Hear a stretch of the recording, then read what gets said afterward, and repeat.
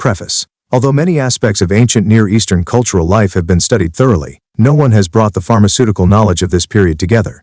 This has been attempted in a preliminary way by the Rodef Shalom Biblical Botanical Garden through its symposium. This volume is composed of the papers presented at the International Symposium on Drugs and Pharmaceuticals in Biblical Lands in autumn of 1989. We are especially grateful to the Bayer Mobe Foundation as well as Pfizer, Pharmaceutical, and the Vero I. Hines Endowment for their generous support.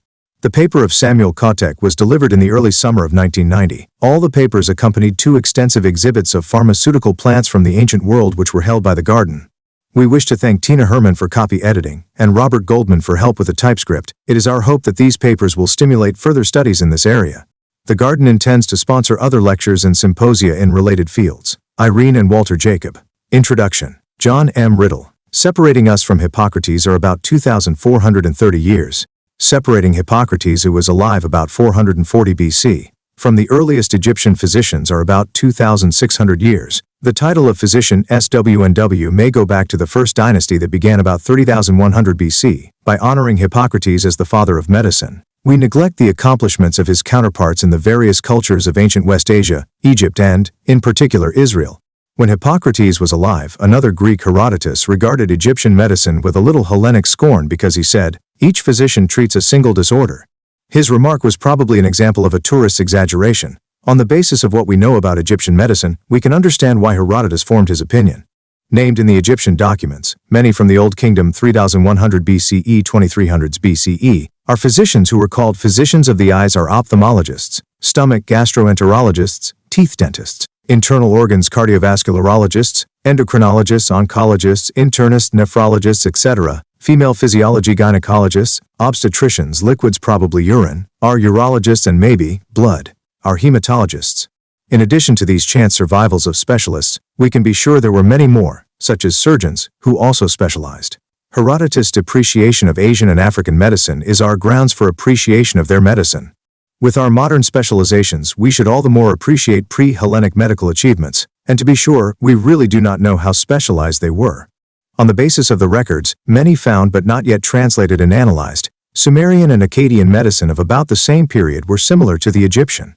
West Asian medicine, including Jewish medicine, is neglected compared with the attention Greek medicine has received. There are reasons for this: imprecision of our knowledge of their technical vocabulary, the nature of documentation that excluded lay practitioners, and too few modern specialists of medicine, pharmacy, botany, and mineralogy, who also can read those ancient languages to interpret the documents. Readily we agree that our distant ancestors can instruct us about proper moral and ethical behavior. To the greatest degree we look to people of the Bible for guidelines on conduct. However, we give no thought to the fact that our ancestors also might have other useful information for us, information that could tell us how to do things modern nations of progress and perhaps, even hubris impede our learning from them. This book of essays on pharmaceuticals of the biblical and Talmudic periods challenges the modern assumption. Ancient people had informative, interesting, and important things to tell us about what they did to heal afflictions, to relieve pain, to maintain health, to reverse disease, and to improve their lives in physical as well as spiritual ways. In the history of sciences, Jewish medicine of the biblical period has been viewed at best as a valley of humility between the two mountains of conceit, Egyptian and Mesopotamian medicine. Later Jewish medicine was overshadowed by the Olympian tower of Hellenistic medicine. We have many studies relating our research about on Egyptian and Mesopotamian medicine and pharmacy. Because of the nature of the documentation, preeminently the Bible, we are left mostly to conjecture about medicine in Palestine. Egyptian and Mesopotamian medicine were connected largely to temples. Because of this connection with foreign and polytheistic religion, modern scholarship has assumed that Jews would shun contact and imitation of foreign practices. In truth, that assumption may be based on false premises. 1. We are uncertain about the degree to which medicine was temple-associated. There were medical practitioners who were separate from temples, details about whom are lacking. 2. Because Jewish culture and religion borrowed many other practices from their neighbors, no people live in isolation. Medicine must have been earned as well.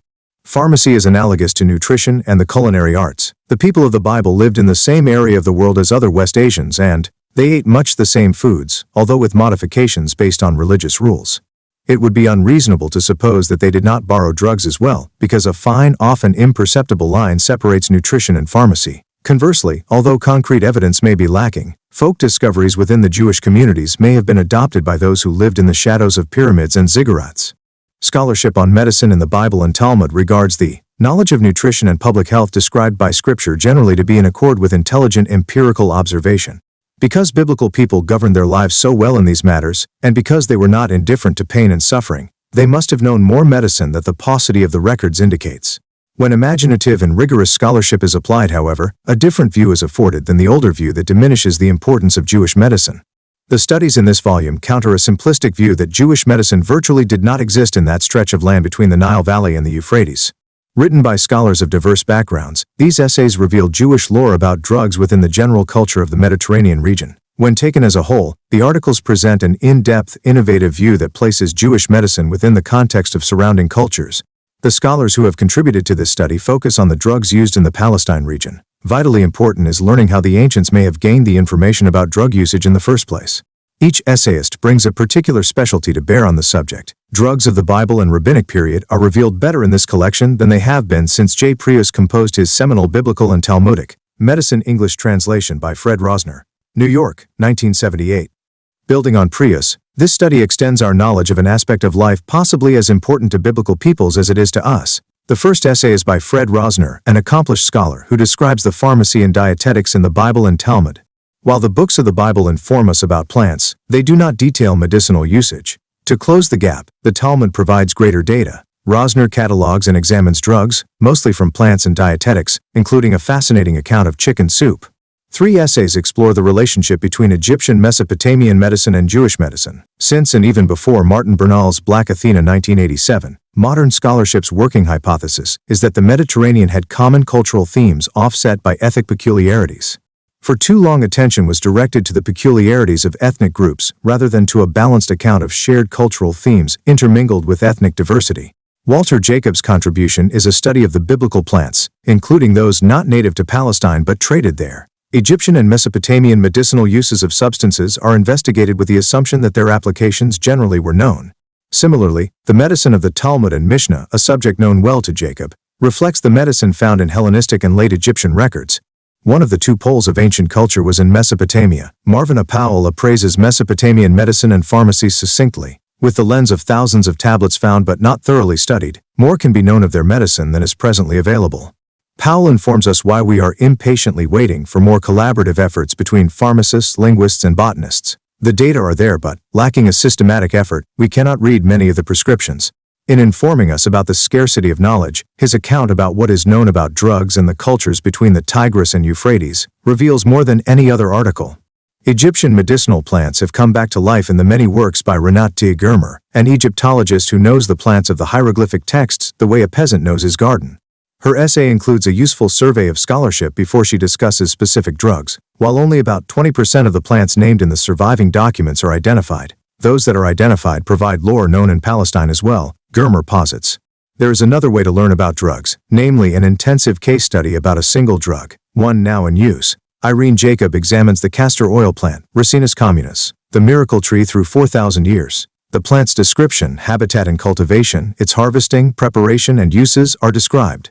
Just how little things have changed is revealed also. Irene Jacobs' message should not be lost as it extends beyond one plant drug. Her learning about this plant derives from scholarship and direct horticultural knowledge because she grows this plant that heals. We compartmentalize history by discrete periods. The unfortunate tendency of periodization leads us to disregard what happened in Egypt after the fall of the Old Kingdom, in Mesopotamia after Nebuchadnezzar, and in Greece after Alexander the Great. In the history of science and medicine, when we move to the ancient Greeks, often the cultures of ancient West Asia are abandoned. We ignore the fact that, in the older cultures before the Greeks, there continued to be practitioners of science and medicine. These medical people persisted in finding new ways to apply their knowledge. Whereas we acknowledge that these practitioners borrowed from classical Greek learning, we hardly concede that all of the cultures may have borrowed from one another. A Greek practitioner could be as apt to learn a new drug or a new application of an older drug from a Jewish or Egyptian medical person, as he was to impart the same to others. The last 2 studies reflect pharmaceutical practices in Palestine after the Bible, namely when Pax Romana was imposed in the 1st century and when Pax Islamica came in the early Middle Ages. One way to learn about ancient drugs is to squeeze from the text of a single ancient author all his writings can inform us about biblical drugs. The final 2 essays do this well. Flavius Josephus, long known for his histories, gave particular and detailed parenthetical insight into the medicinal usages and trade in drugs. In particular, we learn from Samuel Cox's study just how important Palestine's climate was to the cultivation of effective drugs. The ancients knew that growing conditions affect drug potency. The final essay concerns one of the most enigmatic of all early writers, the elusive Asaph the Jew. Our inability to determine when he wrote diminishes the attention that modern scholars give to his extensive medical writings. Undaunted by the linguistic hurdles and historical pitfalls, Stephen Neumeyer's scholarship opens new visions. Neumeyer's account of Asaph on drugs explores how a Jewish physician took, integrated, and adapted pharmaceutical knowledge from earlier writers, particularly from Dioscorides 50 to 70 CE. There is good reason for a fresh study to be made of the pharmacy and dietetics of biblical and Talmudic times. The World Health Organization reports that 80% of the world's population does not receive Western-level medical care. Since the report in 1978, the number of people whom we regard as lacking the best medical care has increased. Most people receive a combination of traditional and modern medical therapies. A direct line connects contemporary traditional medicine and medicine as practiced historically. Sadly, Western medical research disregards traditional medicine and, for the most part, medical personnel do not study and evaluate traditional remedies. The pharmaceuticals of the biblical and rabbinic periods are worthy of study because they inform us about the lives of our ancestors. Also, the study contains useful insight into how we can extend our learning in medicine to millions not currently receiving adequate medical care. Pharmacology and Dietetics, in the Bible and Talmud. Fred Rosner. Introduction. In his classic book on biblical and Talmudic medicine, Julius Prius devotes an entire chapter to materia medica and another chapter to dietetics, thereby accentuating the importance of these topics in Jewish antiquity and the Middle Ages. Since numerous volumes could be written on either of these two vast subjects, this essay confines itself primarily to presentations of two examples of each topic.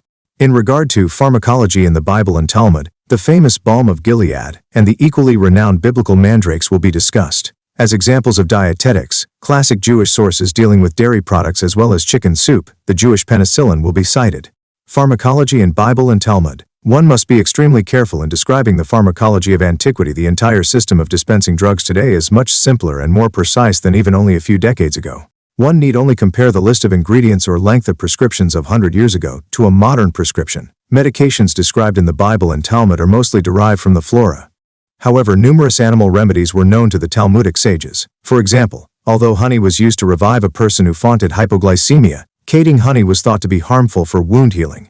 A person with pain in the heart should suck goat's milk directly from the udder of the animal. Someone hitten by a dog was given liver from that dog to eat as recommended by physicians in antiquity. Perhaps an early form of immunotherapy. The gall of a white stork in beer was given to a child bitten by a scorpion. The juice of the kidney of a goat was imbibed for earaches, and squash gnats were applied on snake bites.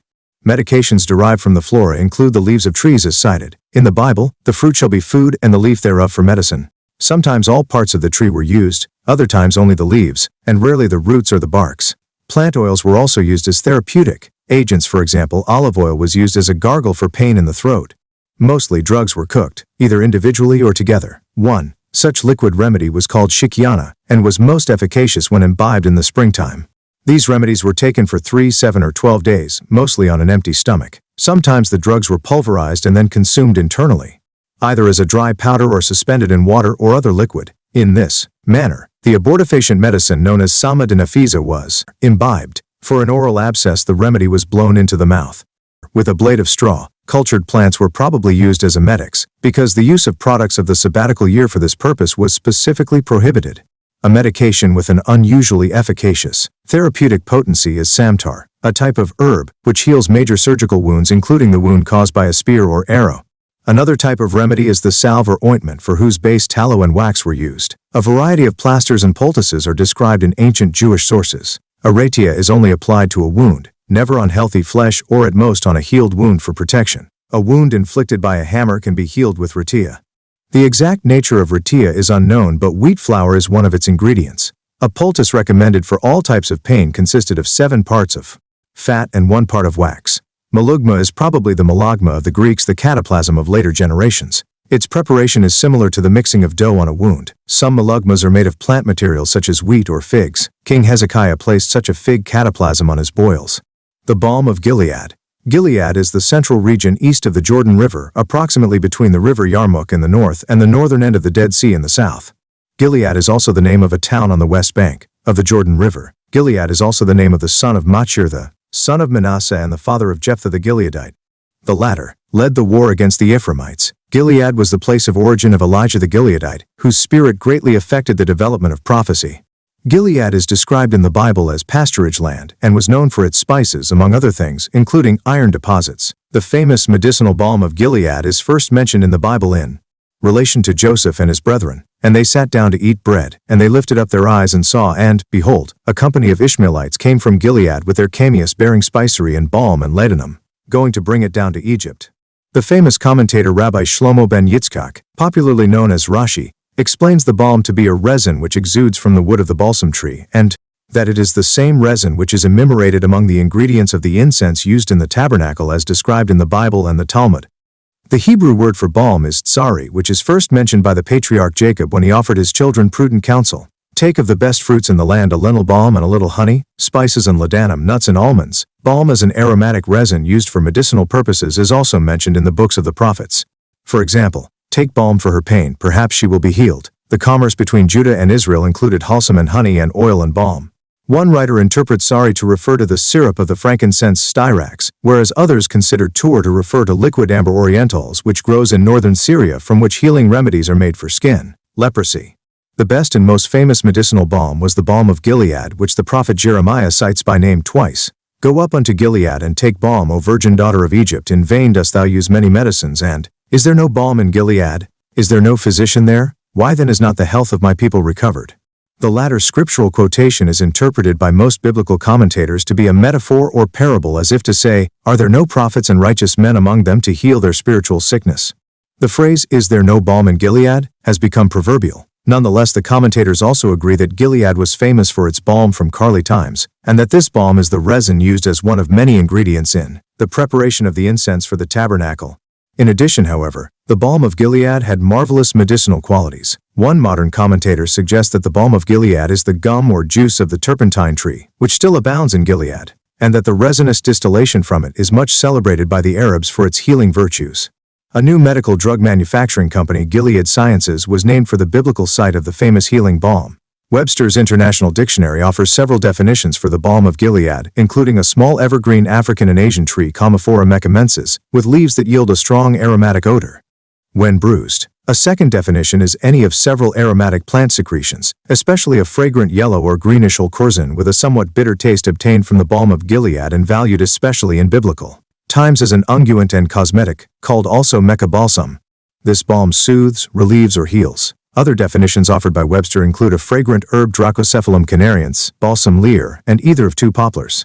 Kramer states that the balm of Gilead is a balsam from the Balsamodendron gileadense, an Arabian tree very difficult to cultivate. There is a balm of Gilead bud used in contemporary medicine which is obtained from the leaf buds of Populus nigra, or Populus balsamifera, native in North America. Internally, continues Kramer, it is used as a stimulating expectorant. Externally, in an ointment for slow-healing sores. Harrison points out that the references to balm in Genesis indicate that it was a familiar article of commercial value in ancient times carried by the trading caravans going to Egypt. In Ezekiel it is spoken of as being exported to Tyre from Gilead. From the usage of the term in Jeremiah, continues Harrison, it is evident that balm was employed medicinally as a counter-irritant for diminishing local pain, and, like other resins, was widely acclaimed as an antiseptic and astringent for cuts and wounds. As a result, some authorities have argued in favor of the identification of balm in the book of Jeremiah with Balanites aegyptiaca, or balsam of Jericho.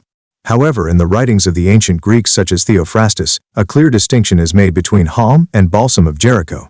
Harrison quotes Moldenke, who points out that the balm, which was part of the gift taken by the sons of Jacob to the Pharaoh of Egypt, must have been indigenous to Palestine.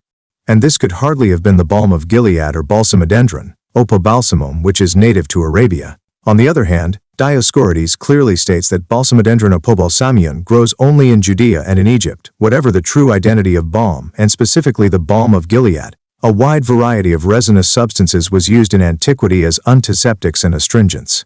Mandrakes. The mandrake is an herb of southern Europe and northern Africa that has ovate leaves, whitish or purple flowers followed by globose yellow fruits which were formerly thought to have aphrodisiac properties. The mandrake also has a large forked root which has been credited with human attributes and made the subject of many superstitions. The root was also formerly used to promote conception, as a cathartic, or as a narcotic and soporific. European mandrake is not to be confused with Native American mandrake, which is widely known by the popular names of May apples and devil's apples. Its Latin name is Podophyllum peltatum, and it is used extensively as a cathartic. According to Kramer, mandrake has had the most colorful and lurid history of all the simples of the scriptures. It is a member of the nightshade family, a botanical brother to such deadly fellows as belladonna, henbane and Jimson weed, described variously as a drug for insomnia, pain, gallbladder trouble, eye pains, boils, crysipedes, and as a love philtre. The classical mandrake bears the Latin name Mandragora officinalis, or Atropa mandragora. One of the earliest references to the conception, promoting properties of the mandrake, is a passage in the Bible in relation to Rachel's despondency over her barrenness. And Reuben went in the days of wheat harvest and found Edaim in the field and brought them unto his mother Leah. Then Rachel said to Leah, Give me, I pray thee, some of thy sons Dudaim. After Leah gave birth to 4 sons of Jacob, she ceased giving birth. No reason is mentioned in Scripture, but it is quite clear that the preference of Jacob for her sister Rachel is behind it. At the time of the wheat harvest, Reuben, the firstborn son of Leah, found Dudaim, mandrakes, in the field and brought them to his mother. The latter gave them to Rachel when she asked for them, on the condition that Jacob colloqued with her, Leah, during that night. Jacob agreed, and Gd hearkened unto Leah, and she conceived, and bore Jacob a 5th son. This one was followed by a 6th and also a daughter. Only then Gd remembered Rachel, and hearkened unto her, and opened her womb, and she gave birth to Joseph. According to Preface, the Dudaim perhaps brought the favor of her husband back to Leah, for the one night which Rachel conceded to her must have been followed by many more, as the subsequent births demonstrated. The mandrakes, however, did not provide her with fertility, for she had never lost her ability to conceive. The correction of the infertility of Rachel as a result of the use of the Dudaim is similarly difficult to accept. The fact that the pregnancies of both women resulted from the hearkening by Gd to their prayers cannot be used as evidence for or against the efficacy of the mandrakes, because according to religious interpretation, no medication is effective without Gd giving his blessing thereto, and on the other hand, even Gd employs natural means to effect healing. As a result, Preface cannot accept the adoption of exegetics of the hypothesis that Dudaim represent a remedy against infertility. He is also not disconcerted by the biblical phrase the mandrakes emit an aroma, for it is a long way from the efficacy of an aroma as a sexual excitant, an action which is undisputed since time immemorial, to the presupposed influence on the sterility of a woman. Very difficult to understand is the botanical identification of Dudaim. It is usually accepted that it is a plant which grows or blossoms or ripens in the days of the wheat harvest. Most biblical commentators translate Dudaim as mandrakes. Rashi Rabbi Shlomo ben Yitzchak, 1040-1105 states that Dudaim are a type of plant which in Arabic is called jasmine. Rabbi Abraham ibn Ezra 1092-1167 asserts that Dudaim have a good aroma as it is written Dudaim give forth fragrance. They resemble the human form for they have the likeness of a head and hands. Ibn Ezra concludes by saying that he does not know why they promote conception. Rabbi Joseph H. Hertz's 1872-1946 quotes the 1611 King James's authorized version of the Bible where the word Dudaim is translated tov apples. The fruit, continues Hertz, is of the size of a large plum, quite round, yellow, and full of soft pulp. The fruit is still considered in the East as a love charm. This explains Rachel's anxiety to obtain it. Nachmanides 1195-1270 disputes Rashi's interpretation and states that Reuben only wanted his mother to benefit from the good aroma because she became pregnant with the help of Gd, not through medical means. Reuben brought his mother the leaves, i.e. the fruit of the mandrake, which look like apples and are aromatic. He did not, however, bring the root which lusts the likeness of a head and hands, and which is said to promote conception. If the latter is true, concludes Nachmanides, it happens as an unusual and natural occurrence which he, Nachmanides, a prominent physician, did not find mentioned in any medical text. Rabbi Jacob ben Asher, 1269-1343, in his commentary called Baal Hatanim, points out that the Hebrew word dialayim has the same numerical value as the Hebrew word Adam, like man, i.e., it has human likeness. Rabbi Meir Loch ben Yechiel Michael, 1809-1879, known as Malhim, states that Chulaim promote conception, and that Reuben's intent was for his mother to have more sons since he did not want to be an only son. Rabbi Samion Raphael Hirsch's 1808-1888 considers Dudaim to be wild flowers. Rabbi Obadiah Sephorno 1474-1550 interprets Dialayim to be aromatic plants which prepare the womb for a fetus. Dudaim, or more potent aphrodisiacs, were eaten, especially on Fridays, to increase the love between two young lovers. In explaining the above biblical passage concerning mandrakes, the Talmud asks, "What are Dudaim?" Rab said, Yabrosh mandrakes. Levi said Nigli expresses. Rabbi Yonathan said Saki mandrake flowers. Rashi, in the Talmud, asserts that it is not clear what subnuchi is. Sigli and sabiski are other types of yabruchi. Sigil is a root of certain plants and it is a type of aromatic herbs. The ancestry of these plants is called Wrigley. Sabiski is also a type of aromatic herb. Rabbi Baruch Halevi Epstein 1860–1942, known as Torah Temima, states that Yaruchi, Sigli and Sabisky are all types of flowers which emit good odors as found elsewhere in the Talmud, for Sigil 1 recites the blessing, who has created aromatic plants. In the Midrash there are two additional interpretations of Duda-im barley and fruits of Mayashim, which are hackberries or myrtle haries. In summary, the biblical term Duda-im is interpreted by most classical commentaries to refer to an aromatic plant, probably the mandrake, whose root resembles him in form with head, hands and feet. It has the unusual property of promoting conception, and its leaves, i.e., fruits, resemble apples. In a review article on the mandrake legend, Cooper points out that the mandrakes were not only highly prized as fertility agents, as in the case of the biblical mandrakes, but also as love charms, and for relief of labor pains during delivery of the baby. Amulets of the root are still worn by some men to stimulate virility and by young women as love charms. Cooper also states that Celsus lists mandrakes for the relief of pain. Pliny the Elder advocated them for diseases of the eye and as a narcotic, and Dioscorides attributed soporific properties to mandrakes. Gathering the root of the mandrake was quite a ritual in view of the unpleasant aroma and shrieking sound emanating from it. Even Shakespeare refers to the shrieking sounds of the mandrake in heraldic art. The mandrake required anthropomorphic characteristics and is portrayed as a monster or chimerical creature. Cooper concludes his review of the mandrake legend as follows. The mandrake arrived on the scene in Genesis as a love plant that brought blessing on infertile women. Ir subsequently became the familiar of witches and killed those who spurned in evil associations or drove them to madness. Joan of Arc was accused of possessing a mandrake at one of her many trials for witchcraft and heresy.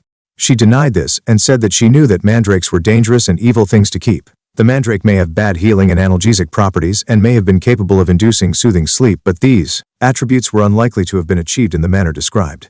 Dietetics in Bible and Talmud. Dietetics in the Bible and Talmud refers not only to nutrition as in the modern sense of the word, but includes the entire lifestyle of an individual, including residence, clothing, exercise, cohabitation, and many other things which influence health. Only general rules of nutrition and two examples of nutritious, i.e. healthy foods, will be presented as illustrations of Jewish thinking and teaching on dietetics as found in the classic sources. The Talmud recommends that we eat moderately and not excessively. Elijah once said to Rabbi Nathan, "Eat a third and drink a third and leave a third empty so that you can exist." The Talmud also suggests that we eat simply and not overspend on food. One shekel also cat slowly anal chew the food well wub one's teeth. One should also unt regularly, otherwise me might suffer from disturbances of digestion. Promes describes in detail biblical Talmudic references to bread, the main muration of the people, bread seasoning, meat, cabbage, turnips, garlic, ons, leeks, radishes, gourds and other legumes and vegetables, fish, eggs, honey, oils, fruit, beverages including wine, overeating, fasting, bowel habits, exercise, domicile, and a variety of other topics related to nutrition and general hygiene. The present essay focuses on chicken soup and dairy products, such as milk, cheese and butter, as examples of dietetics in the Bible and the Talmud. Milk, cheese and butter. The Bible repeatedly asserts that Israel in a land flowing with milk and honey. This divine blessing is depicted in the Talmud, where it states that Rami ben Ezekiel once paid a visit to Bnei Barak, where he saw goals grazing under fig trees, and honey was flowing from elan figs and milk can from the goats, and the honey and milk mingled with cash other. Rabba Barbar Shemab said, "I saw the flow of the milk and honey in all the land of Israel, and the total area was equal to the land extending from the Bee-Melos to the board of Tolbankai, an area of 22 parasangs in length and 6 parasangs in breadth here and elsewhere." Resh Lakish said that he saw the flow of milk and honey at Sepphoris, and it extended over an area of 16 by 16 miles.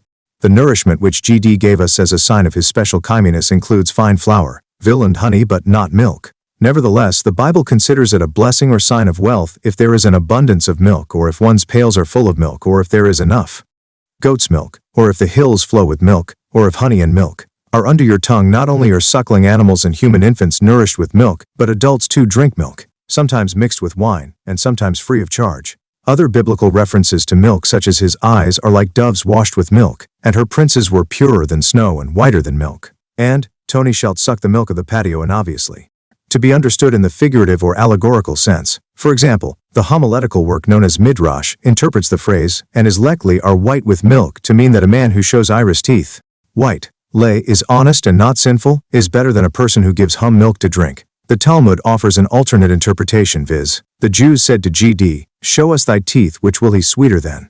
In the Midrash, the words of Torah are compared to wine, to oil, to honey, and to milk. Just as milk is pure, so are the words of Torah pure, as it says, "Gold and glass cannot equal it." Just as milk and honey when combined do not injure the body, so the words of the Torah The Midrash also states that ones of Torah invigorate those who shady them devoutly, and the phrase washed with milk refers to the laws which, as it were, they was with their meth, i.e., pronounce repeatedly till they make them clean like milk. The Talmud also compares the words of Torah to water, wine, and milk, as it is written, "Come ye, buy and eat, yea, come buy wine and milk without money, and without price. This is to teach you, just as these three liquids can only be preserved in the most inferior of vessels, so to the words of the Torah endure only with him who is meek-minded." 1c humble. Another Talmudic explanation is that just as these three liquids can become unfit for consumption only through inattention if one neglects to cover them, so too the words of the Torah are forgotten only through inattention. Characteristics and medical uses of milk. Milk can be consumed in liquid or solid form or used medically. The Talmud says that one can live without milk but not without blood.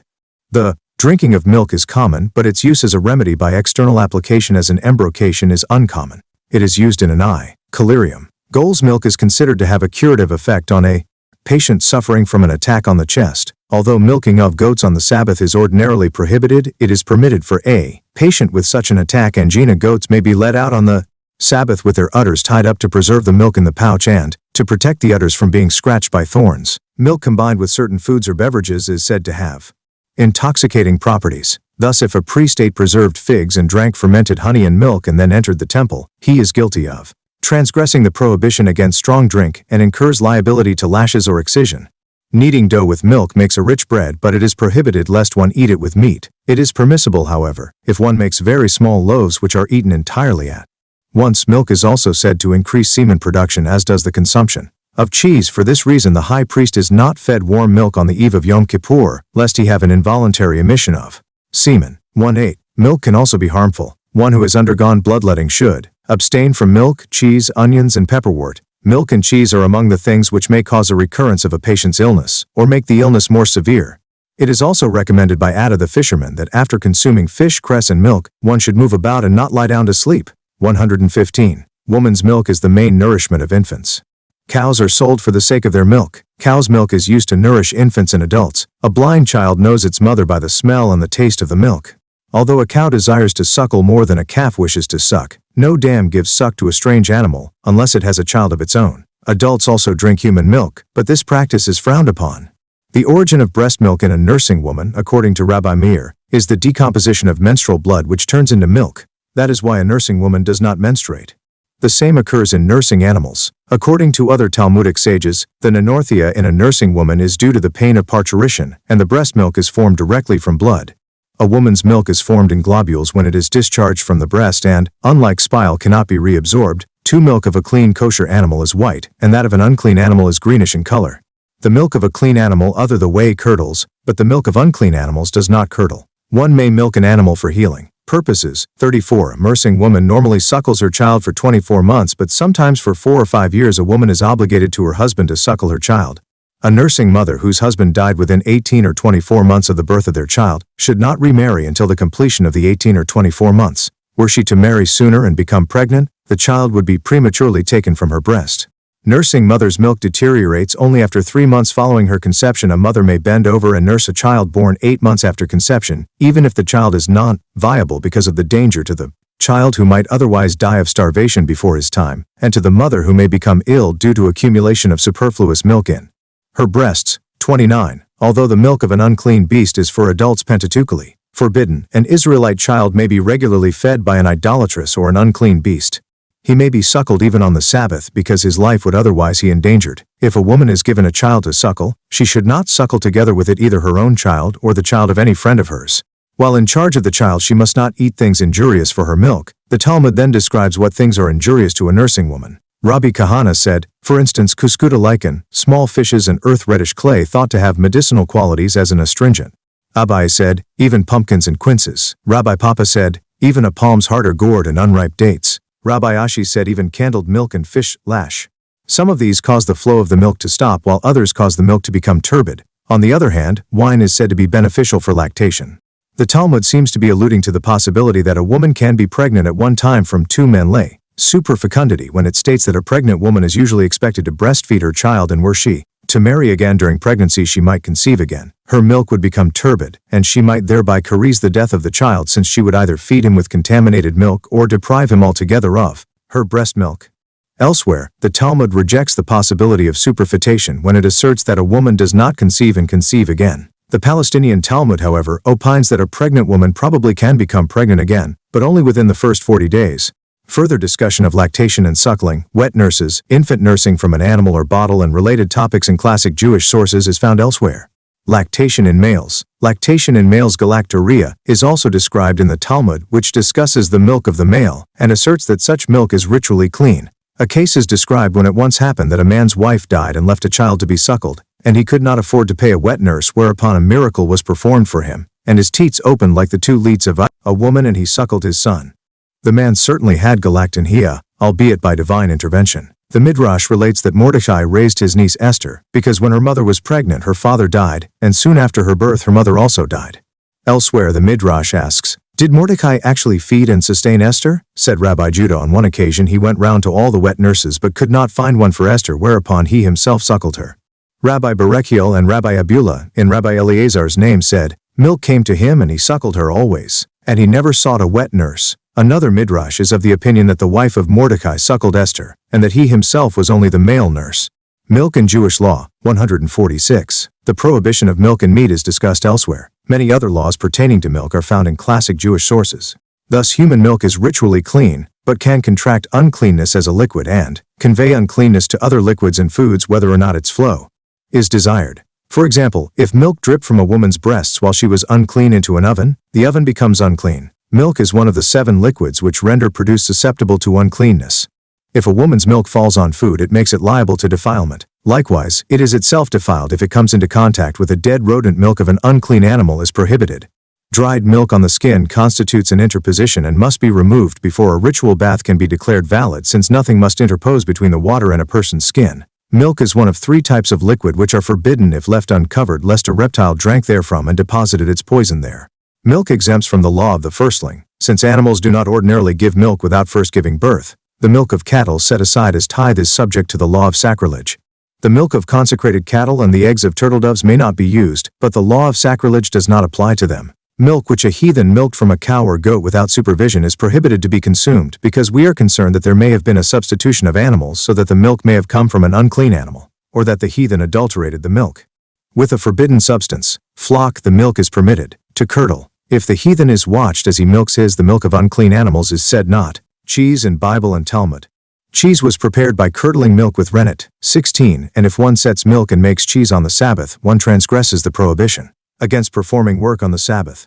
The making of cheese on festivals is also forbidden. Cheese was also prepared by coagulating milk directly in the stomach of an animal. If a man curdles milk with the skin of the stomach of an animal that was validly slaughtered, and it imparts its flavor to the milk, it is forbidden because of the prohibition of milk and meat. Milk was also curdled in the sap of the leaves, or the root of fruit trees, such as the sap of unripe figs. 170. The Midrash and the Talmud both state that it is impossible to tell whether white cheese came from the milk of a white or a black goat. Liquid milk can turn solid, the serum or watery part of milk that is separated from the coagulable part or curd in the process of making cheese, i.e., whey, is called mei shalei and nis ube de chalba, which literally means milk water. The milk water is considered to be one of the ingredients of kutak or kameka, which is a sour spicy side dish used by many Oriental people. In the Talmud, Babylonian kutak is mentioned as a distinctive specialty. It closes up the stomach for the hiri because of its content of whey. It blinds the eye because of its salt content, into which Sodom salt might easily have become admixed, and it weakens the entire body because of the mold of the flour, which is also contained therein. Occasionally, it also incorporated small pieces of sourdough. When Rabbi Gaza came to Palestine and prepared some Babylonian kutak, all the invalids from Palestine asked him for it. The biblical phrase "and bring these 10 cheeses" can be understood literally, but the following statement of Job probably refers to the formation of the embryo within the womb. Hast thou not poured me out as milk and curdled me like cheese? An interesting parable about the creation of the world in which milk and cheese are prominently mentioned is cited 3 times in the Midrash. 178. The word shamayin means sa, mayim, i.e. be laden with water. Compare this to milk in a bowl. Before a drop of rennet falls into it, it quivers, but as soon as a drop of rennet falls into it, it immediately curdles and stands still. Similarly, the pillars of heaven quiver. Job 6:11. Then the solidifying substance was infused into them. GD's fundiwork was liquid, and on the 2nd day it congealed. The cheese of heathens is prohibited because they smear its surface with renner, or with the fat of swine, or because it is curdled with sour wine, which is forbidden. Similarly, Bithynian cheese is forbidden because the majority of Bithynian calves are slaughtered as sacrifices to idols, and the rennet of these calves is used in preparing the cheese. It is not proper to buy wine, milk, cheese, and certain other products in Syria unless it be from a reliable dealer, lest the product was adulterated. Butter in the Bible. The word kema in modern Hebrew means butter. However, in biblical Hebrew, kema probably refers either to butter, curd, buttermilk, or cream. According to Rabbi Chanina, the best butter is made from 100th part of the milk, i.e., the creamiest part of the cream. Medium quality is from a 40th part, and inferior butter is from a 20th. When David and his followers were languishing from hunger and thirst, they were given honey and kema, and cheese of kinds in addition to flour and vegetables, suggesting a solid substance such as butter or curd. A solid substance also seems to be implied in the scriptural phrases kema, and honey shall be car and smoother than chema were the speeches of his mouth. However, in the Song of Deborah, when the exhausted Sisera asked for water, she gave him kema in a lordly bowl, and concerning Job, it is related that he bathed his field in kema, and that there were flowing streams of honey and kemaya, implying that kema is a liquid substance. Abraham treated his guests to kema and milk. Elsewhere the Bible also speaks of kema of kine and milk of sheep and the churning of milk which brings forth kema. At least some of these references probably refer to a refreshing artificially soured milk popular in ancient and medieval times, made by shaking milk in the skin bottle in which it is stored and fermenting it with the stale milk adhering to the skin from previous processings. Milk in the writings of Maimonides, 194. In his 14-book monumental compilation of biblical and Talmudic law, Moses Maimonides uses the word milk over 100 times. Mostly codifying many of the above-cited rulings from the Bible and Talmud, Maimonides is of the opinion that the protection of children in Judaism extends even to the unborn fetus and the nursing infant. Thus, a man is not permitted to marry a woman who is pregnant or nursing. In the case of the pregnant woman, the objection is that the fetus might be hurt by sexual intercourse since the second husband, not being the fetus's father, would not be concerned about its welfare, and would not take the proper precautions. In the case of a nursing woman, the fear is that the stepfather would not provide the necessary nourishment and medicaments to preserve the wholesomeness of the milk, which might therefore spoil and harm the nursing infant. The usual lactation period is 24 months. A wife who is nursing her child should work less than usual and consume more than usual of foods and beverages which are beneficial for lactation. If she gives birth to twins, she may not be compelled to nurse both of them, rather she should nurse one of them, and the husband should hire a wet nurse for the other.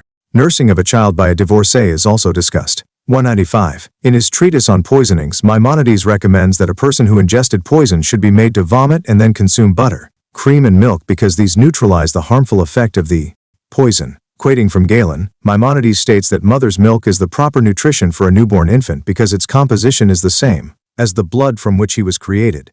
If the milk from a pregnant woman flows out, the fetus is weak. If a nursing woman's milk decays, choose a wet nurse for the suckling infant. If a nursing woman's milk is withheld, an illness will occur in the woman. If it is abundant, the breasts are of normal strength and activity. Elsewhere in the same book, Maimonides asserts that milk nourishes malnourished body and revives it, and destroys the badness of the detrimental humors by weakening them and softening the stool. Cheese, however, sinks into the passages of the liver and abstracts them, and therefore harms patients with high drops. Milk is more nourishing than wheat.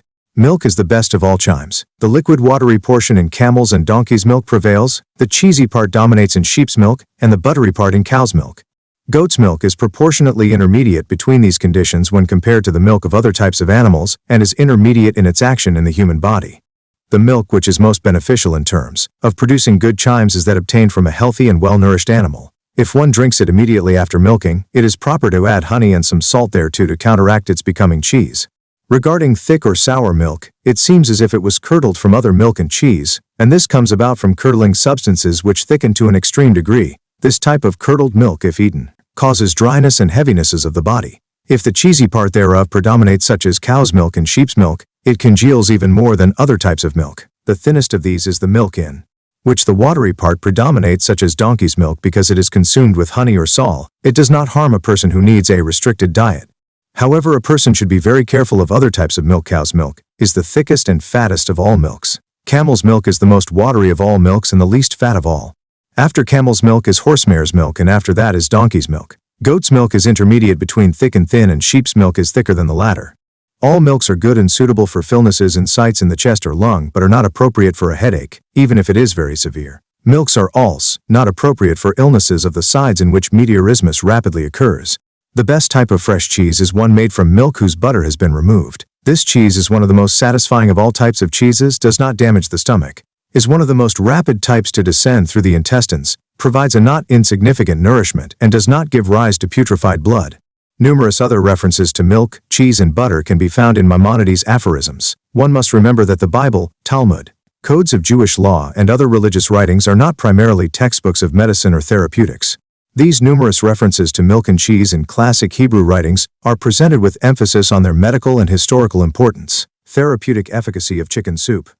A hen was once combined with leek and given to a man bitten by a snake. A special food described in the Talmud was the chicken of Rabbi Abba. The therapeutic efficacy of chicken soup, and other fowl is extensively described in the medical writings of Moses. Maimonides, in his book on the causes of symptoms, recommends the meat of hens or roasters or chickens or pullets and their broth because this type of fowl has the property of rectifying corrupted humors, especially the black humor, i.e. black bile, an excess of which was thought to cause melancholy, so much so that physicians mention that chicken broth is beneficial in leprosy.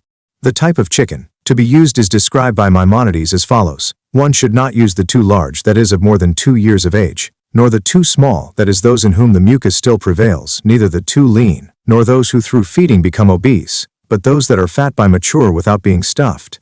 The chicken or pullet can be broiled or stewed or steamed or boiled with fresh coriander, or with some green fennel added to the soup. This dish is especially suitable in winter.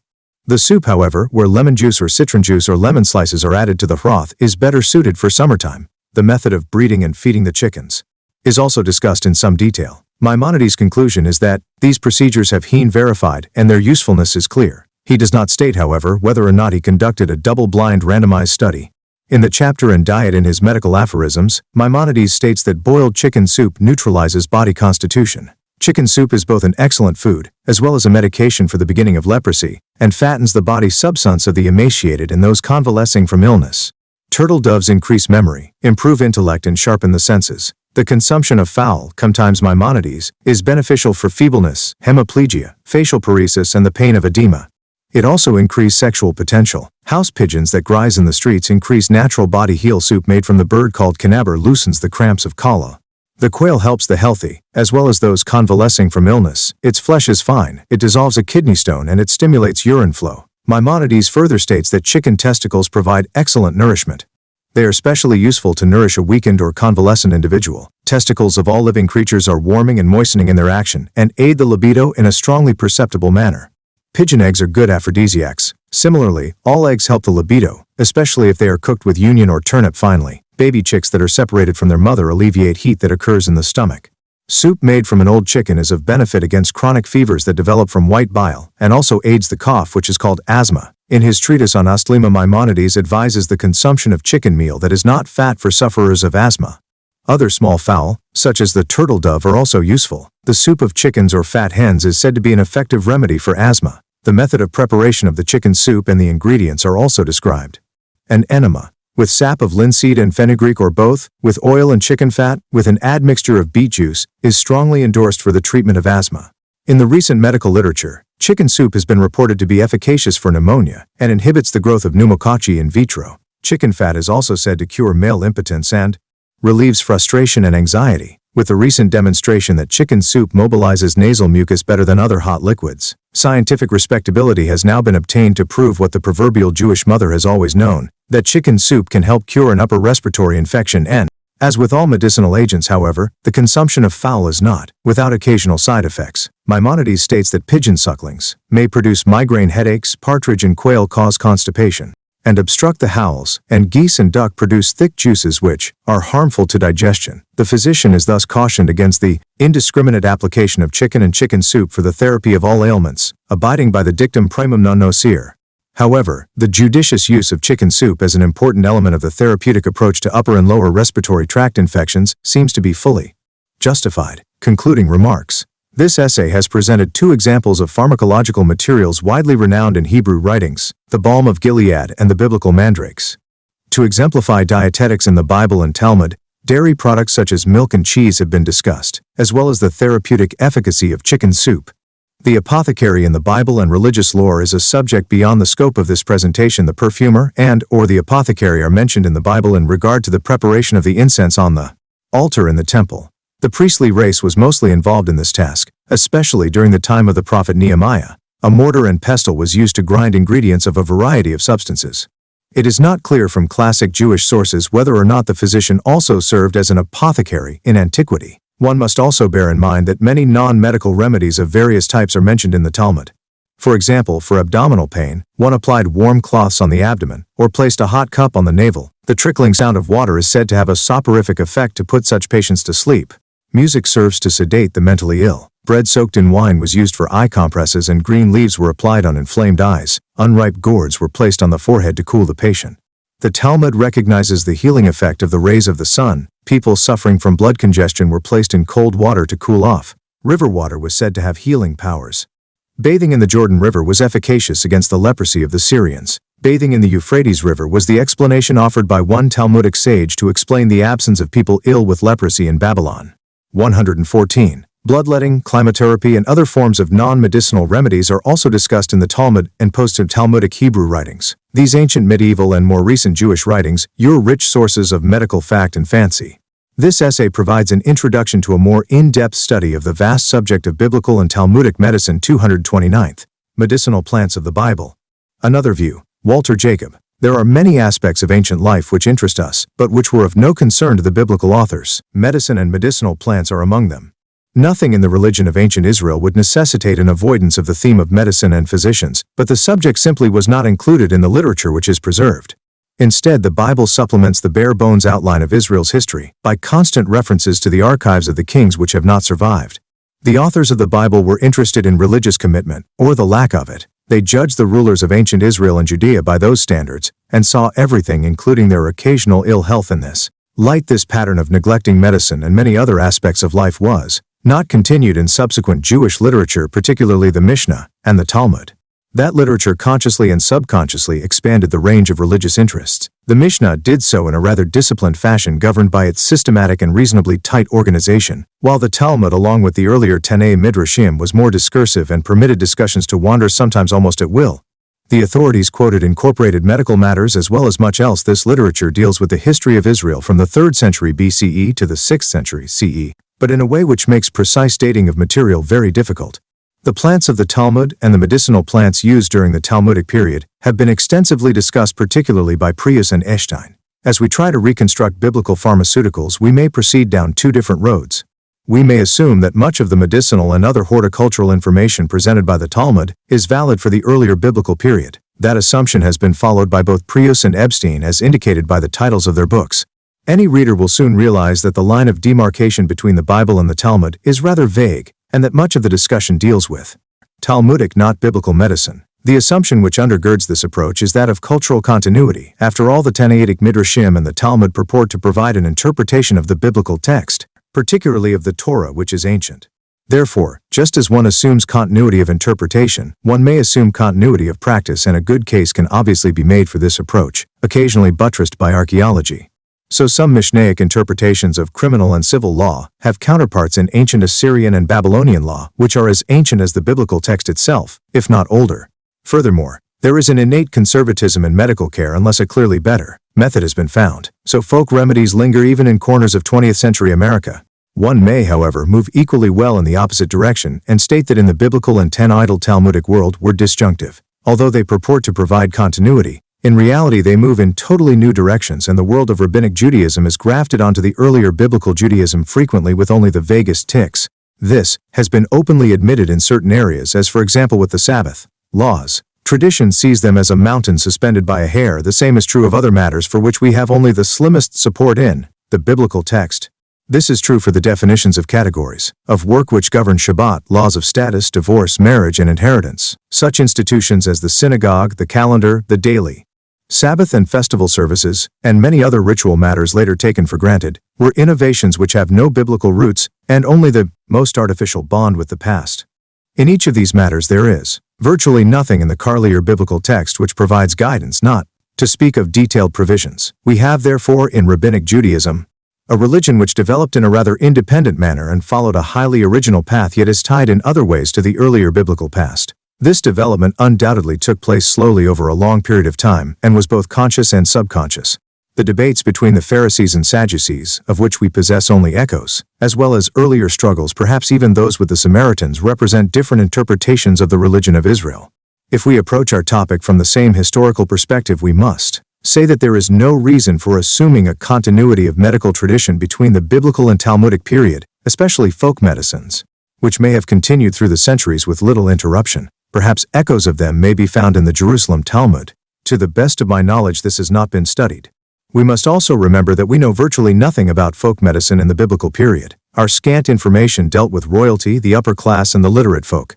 When we turn to the major traditions of the Babylonian and Jerusalem Talmud, we have entered the sophisticated rabbinical academy, which did, however, occasionally report activities and notions of the common people. Whatever the biblical peasants or the later Am Haaretz may have done for their health has not been recorded.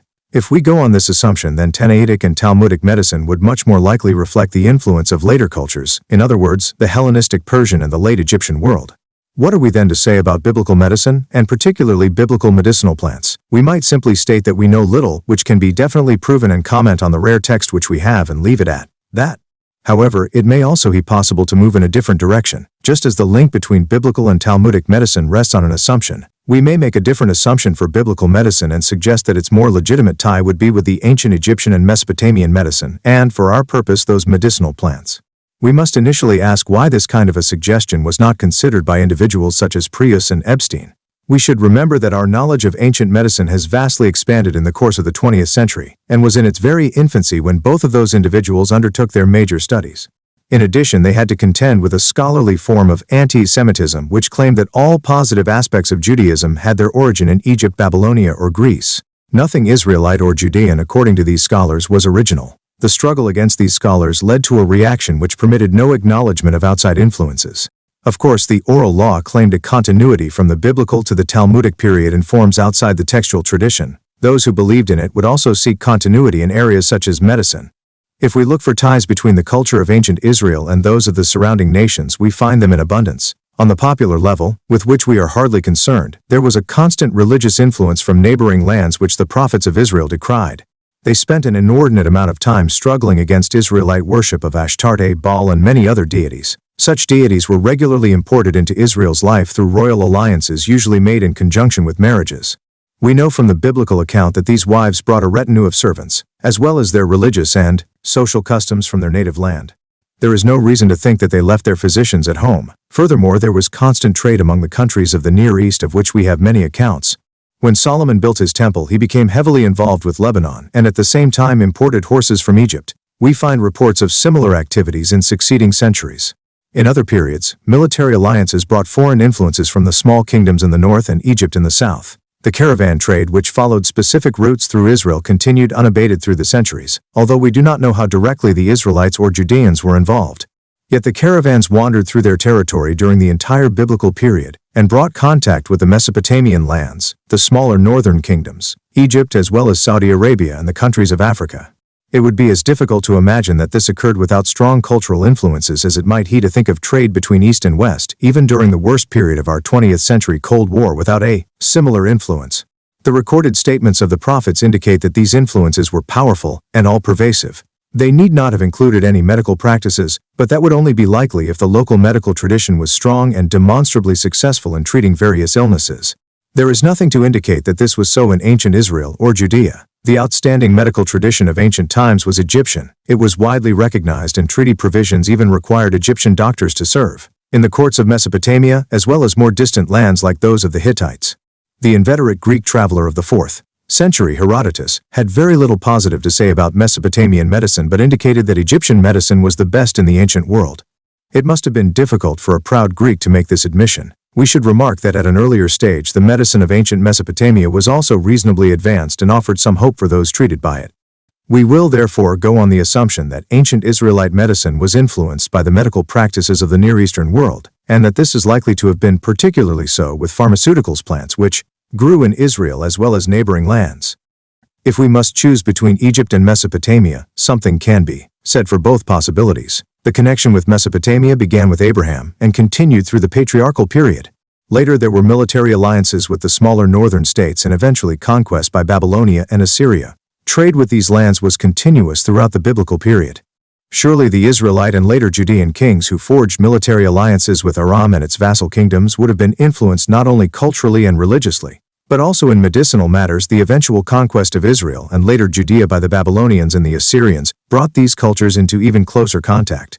The exile of many from Israel and Judea to Mesopotamia meant that elements of foreign culture were imposed. Although Judea was more successful in resisting foreign religious influences, nothing would have prohibited the use of medicinal plants by Israelites or Judeans seeking medical help. On the negative side, there is always a good deal of resistance toward the culture of the conqueror, and that may have effectively kept even medicinal plants from being used by those who were conquered. This would have been so especially if the use of medicines had religious overtones, as sometimes with the Assyrians, and possibly also among earlier peoples in Mesopotamia. We might make a distinction, as does a Leo Oppenheim, in ancient Mesopotamia, between two forms of ancient Assyrian medicine, that of the Ashu and Ashipu. The former functioned on what we would call on a purely medical level, while the later included incantations and ritual. In Assyrian medicine, as thus far traced the latter, the Ashipu became the more popular and almost eliminated the other tradition. It would have been relatively easy for Israelites to incorporate portions of the Ashu medical practices. It would have been much more difficult to do so with the Ashipu.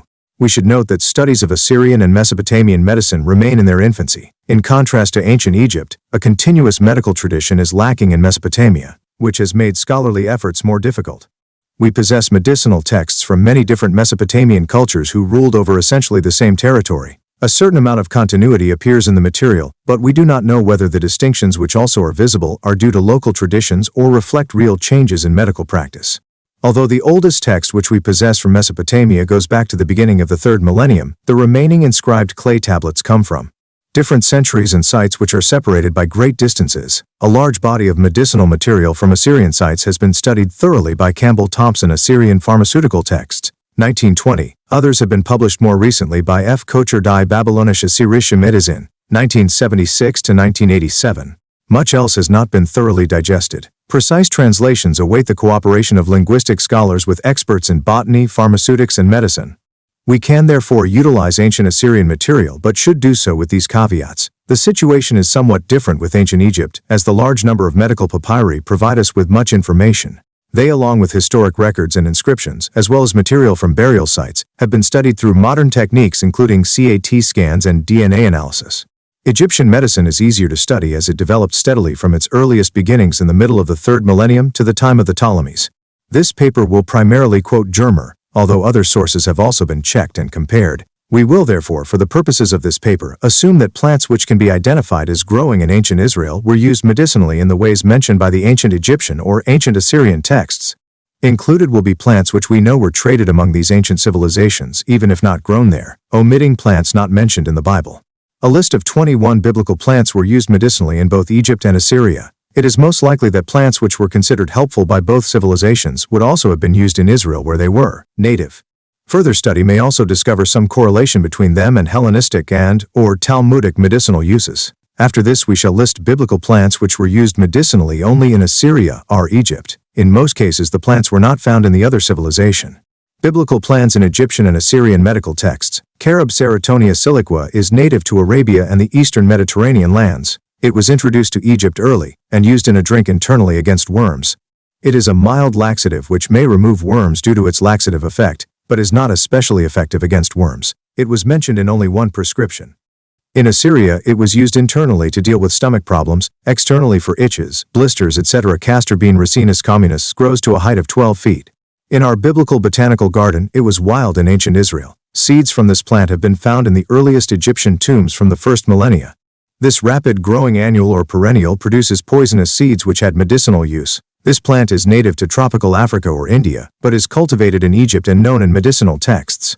It was mentioned in texts of Ramses II. The seed was used internally as a laxative and externally as a fumigant. It was also used to increase hair growth, and as a poison 10 seeds can kill an adult. The leaves were used externally to treat burns. The root served externally as a cure for headaches. The oil was used externally to treat skin ailments. The seed is 45 to 55% oil. It is mentioned in only 9 recipes, and not as a laxative, which is its present-day use. The leaf contains a dye which acts as a disinfectant. The castor oil plant was used in Assyria, especially by the Kassites.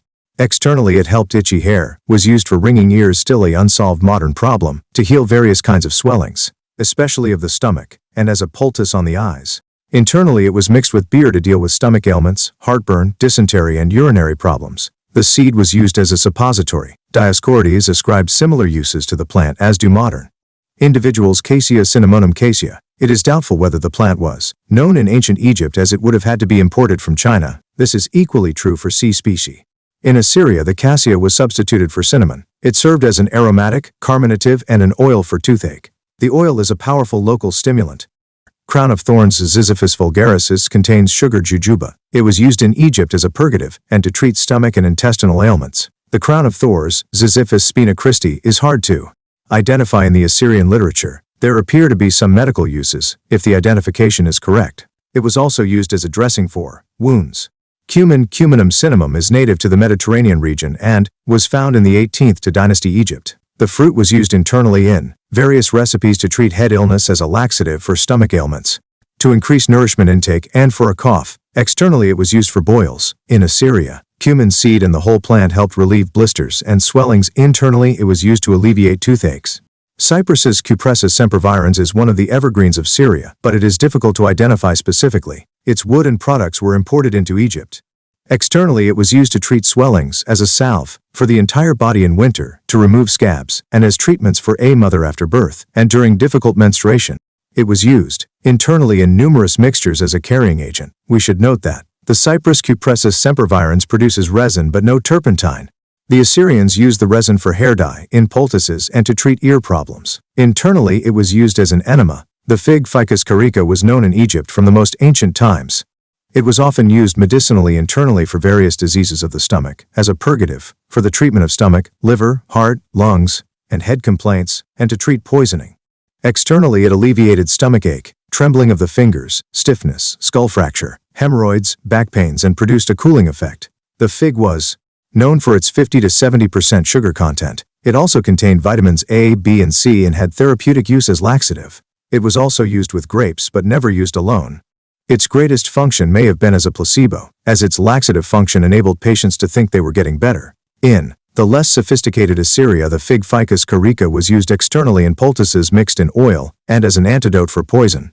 Internally, its milky juice was considered helpful for ulcers and as a mouth cleanser. This is the only ancient biblical plant whose medicinal quality was mentioned.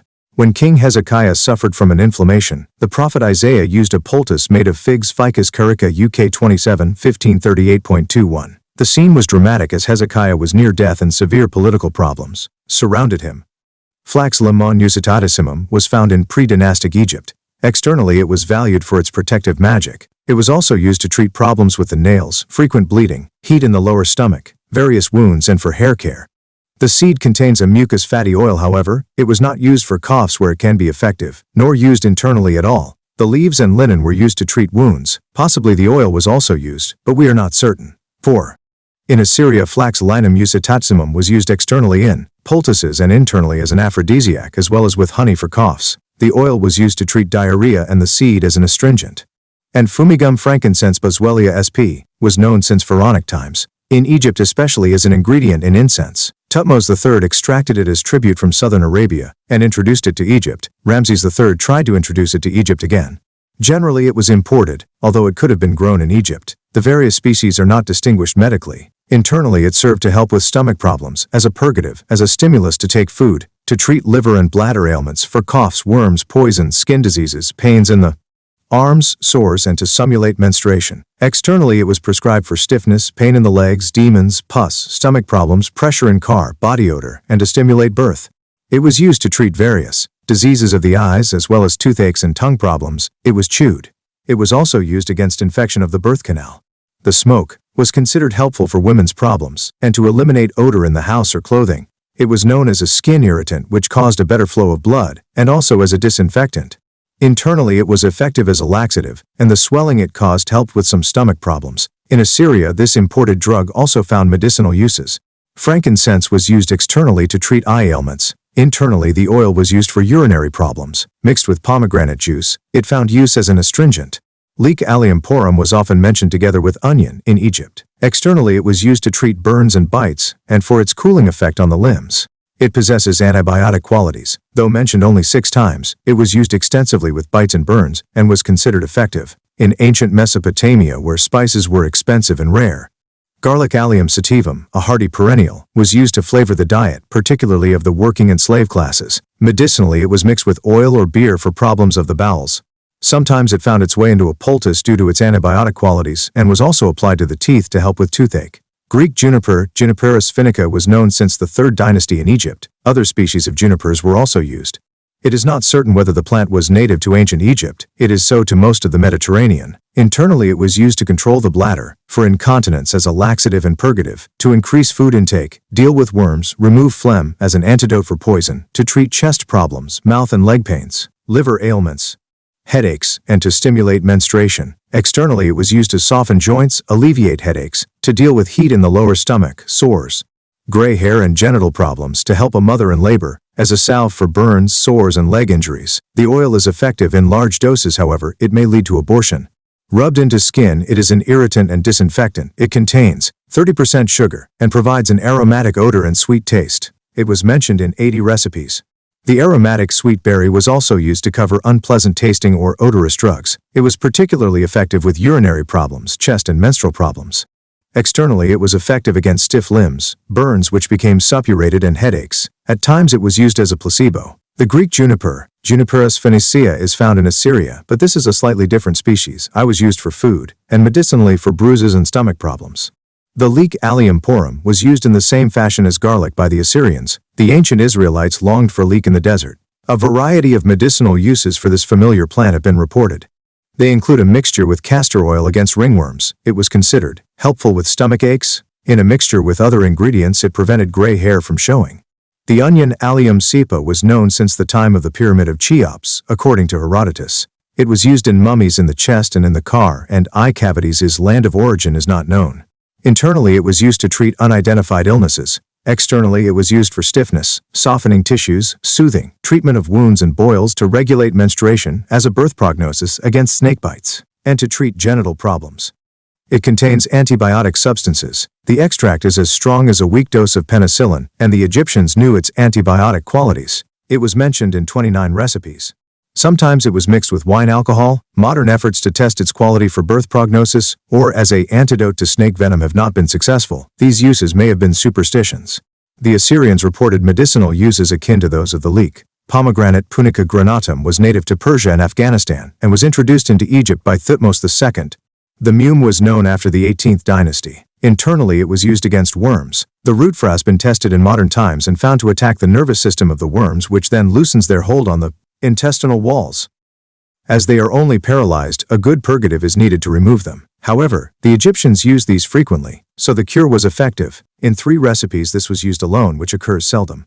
The root was ground with wine or beer and then taken. Pomegranate, see also etrog, for similar uses in Assyria. The poppy Papaver thoens was found in 18th dynasty tombs and at Deir el-Medina in Egypt. Internally, it was used to quieten crying children. Externally, prescribed for head ailments, running wounds, and boils. Other substances were also used to quieten crying children but cannot be identified. Poppy, which produces opium and is still grown in the region of ancient Assyria, was used to help with swellings and stomach and urinary problems. The root was used as a poultice for head injuries, stomach ailments, and swellings. An extract from the fruit was used with eye diseases. Sweet flag Acorus calamus found the same uses as the reed, mainly in poultices, which played a large role in medical treatments in Assyria. An extract of sweet flag was used in Assyria similarly. When mixed with various ails, it helped ear aches, sore muscles, or coughs. Children's stomach aches were treated with the extract mixed into an ointment with an oil base. Sometimes it became an enema. The extract of the plant may have been imported from India, where it continues to be used medicinally. This would accord with Jeremiah's report. The dosage suggested in Assyrian texts was small, so importation was possible.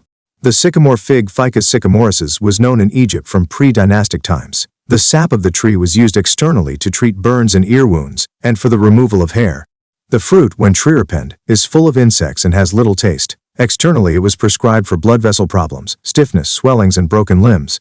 Artificially ripened fruit without insects was an ingredient used internally as a purgative, for stomach, liver, anal, and heart problems, swellings of the stomach, sore gums, and tongue. It was also a fumigant. The extract from the uncut fruit was used internally against worms, and externally to soften blood vessels. The leaves were used internally as a purgative, and externally to treat broken limbs and bites. An extract from the bark was used for sore throats, pains in the mouth and chest. It may also have been used as a powder against skin ailments. Other portions of the plant were used for other ailments, but the parts of the plant are not identifiable. Modern tests indicate that fruit is a mild laxative and the bark is effective against sore throats. The sap and fruit have been used as a base for other drugs.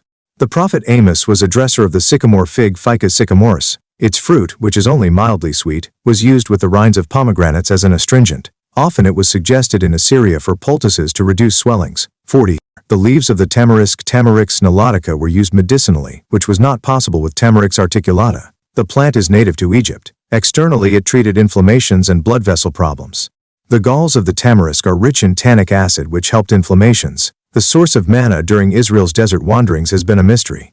The tamarisk Tamarix orientalis is one candidate as it grows in sandy soil. An extract taken from its seed and root was mixed, in Assyria, with vinegar to treat bruises and swellings. Mixed with other ingredients, it was used to help stomach and urinary problems. We find it also as a virility charm and as an agent against venereal diseases. The water lily Nymphea cocritia, Lomas thel, played a major role in art and in the temple cult. It is native to Egypt. The flower was used externally to treat head problems, the rhizome internally to deal with liver ailments, constipation, as an antidote for poison, for rectal infusion, and to regulate the urine flow. The leaves were used externally to treat loss of hair and skin diseases. Modern research has found no pharmaceutical effect. The extract was usually a filler in other prescriptions.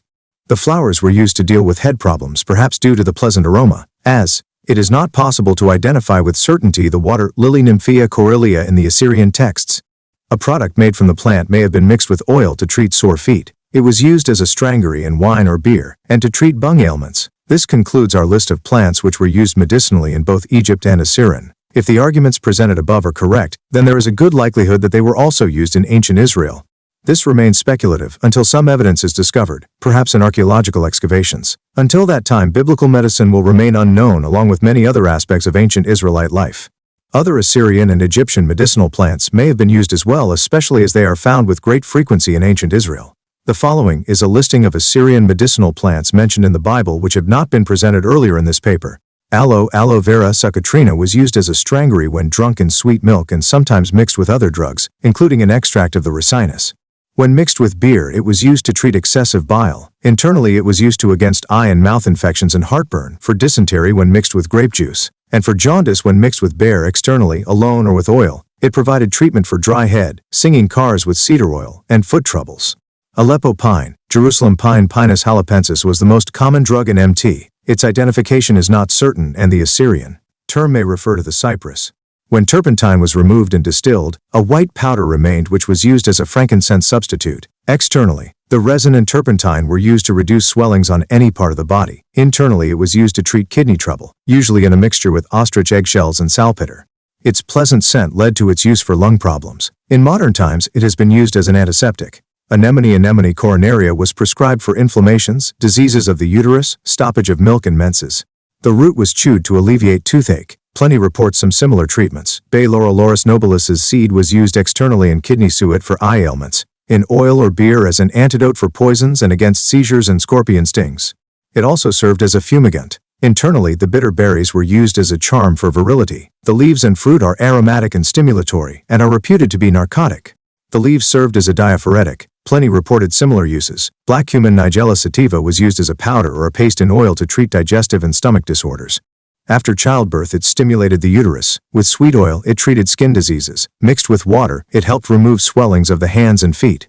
The seeds were placed in woolen shawls to repel insects. Cedar of Lebanon Cedrus libani produces a fragrant gum and was used as a breath sweetener. Externally, mixed in an ointment, it served as a hair dye. Internally, it was prescribed for coughs as an enema stomachic and fumigant to clear the nostrils. Its turpentine and resin were used for stomach problems. Chamomile Anthemis nobilis was used against itches and pus infections internally. It served as a suppository, a treatment for jaundice when mixed with beer, and for anal blisters. It was a stimulant and tonic. Colchicum, Meadow saffron Colchicum autumnale, produces a seed which served externally to treat swellings, scorpion stings, usually mixed in beer or oil. Internally, it helped with lung problems and against stomach pains, but only in small doses as it was known to be dangerous. It is a powerful skin irritant but Dyer's ulcers.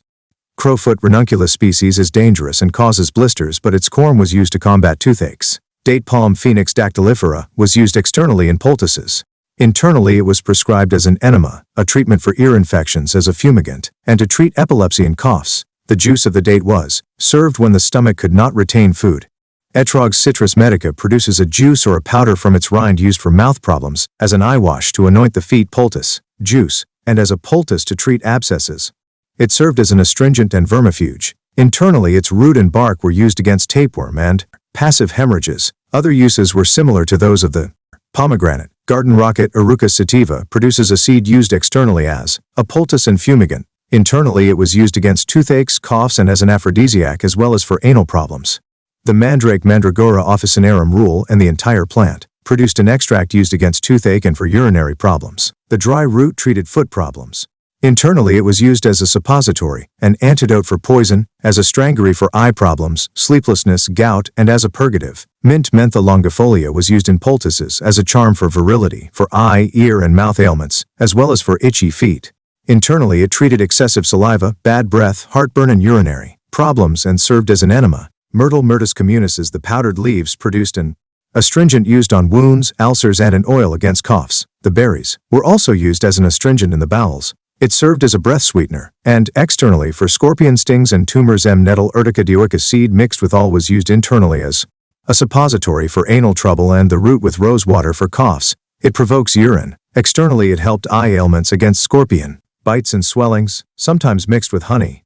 It also served as an aphrodisiac. Various species of the oak Quercus infectoria coxifera were used as an astringent and a relaxant for the throat. It also treated excessive bile and, in beer, stomach problems. Externally, it served as a poultice. Oleander Nerium oleander is poisonous and was used only externally for skin diseases and inflammations. Poplar Populus taba was used to treat blood and skin diseases, and as a strangury. Mixed Saffron Crocus cerevisiae was used internally as a strangury, with beer. It was also used in childbirth for difficult menstruation, and as an enema, antispasmodic and stontachic. Externally, it served as a fumigant. The seed was used in poultices. Tares Darnel Lolium temulentum was known for bad internal effects. It is a narcotic which produces headaches, convulsion, and delirium. It was used medicinally only for spots on the flesh. Ancient Egypt also grew many plants found in Israel. Some of them had medicinal uses. Among them are the following not listed earlier. Emmer wheat decocum has been known since Neolithic times with color variations. Internally, it was used to treat heart ailments. Externally, it helped to soften the vascular system, aided in stiffness, boils, swellings, and broken limbs, and stimulated hair growth. It helped in childbirth and produced a test for pregnancy. Modern tests reveal no pharmaceutical value. It served as a filler for other drugs to help ingesting them. Almond Prunus epiglottis may have been introduced from Israel commercially, although it was native to Egypt where it has been found since the 5th dynasty. Externally, it was used as a salve for gray hair. Internally, it served as a laxative, and to case childbirth. It was often mixed with huni or other drugs. Balm Beleniter aegyptiaca, found in Egypt since the 3rd dynasty, was used as a laxative. Others' uses are not known. Barley Hordeum sp. was known from Neolithic times. It was used in numerous prescriptions, externally 37 times, internally 21 times. Most interesting was its use as a pregnancy test. Germer and Gallion-Guay replicated the tests and found them reasonably accurate. Barley possesses no medicinal value in itself, so the mixture with other drugs produced the results. It is easily digestible as a cream, and so helped settle the stomach and was used for intestinal problems. Common reed Phragmates communis was used for mats, rashes, head injuries, infections externally and internally, again worms, and to treat stomach-liver problems. Chrysanthemum cinerarifolium. Its root was used internally as an expectorant, low-cause sweating, remove fluids, and treat stomach ailments. In high doses, it caused vomiting. Dill Anathum graveolens was found in 18th dynasty graves. It was mentioned in 12 recipes as the main ingredient. Externally, it was prescribed for diseases of the head to soften shoulder or leg tissues, halt irritation of the skin, and increase the flow of blood in the skin. Internally, it served as a painkiller. Giant grasses Arunda donax was used externally for burns, wounds, inflammation, and head injuries. Internally, it treated worms and liver and stomach ailments. Lotus's Nymphaea totices was mentioned very early and played a major role in the Egyptian cult and architecture. It is native to Egypt. Externally, it helped with head injuries, to control the hair loss, and with skin ailments.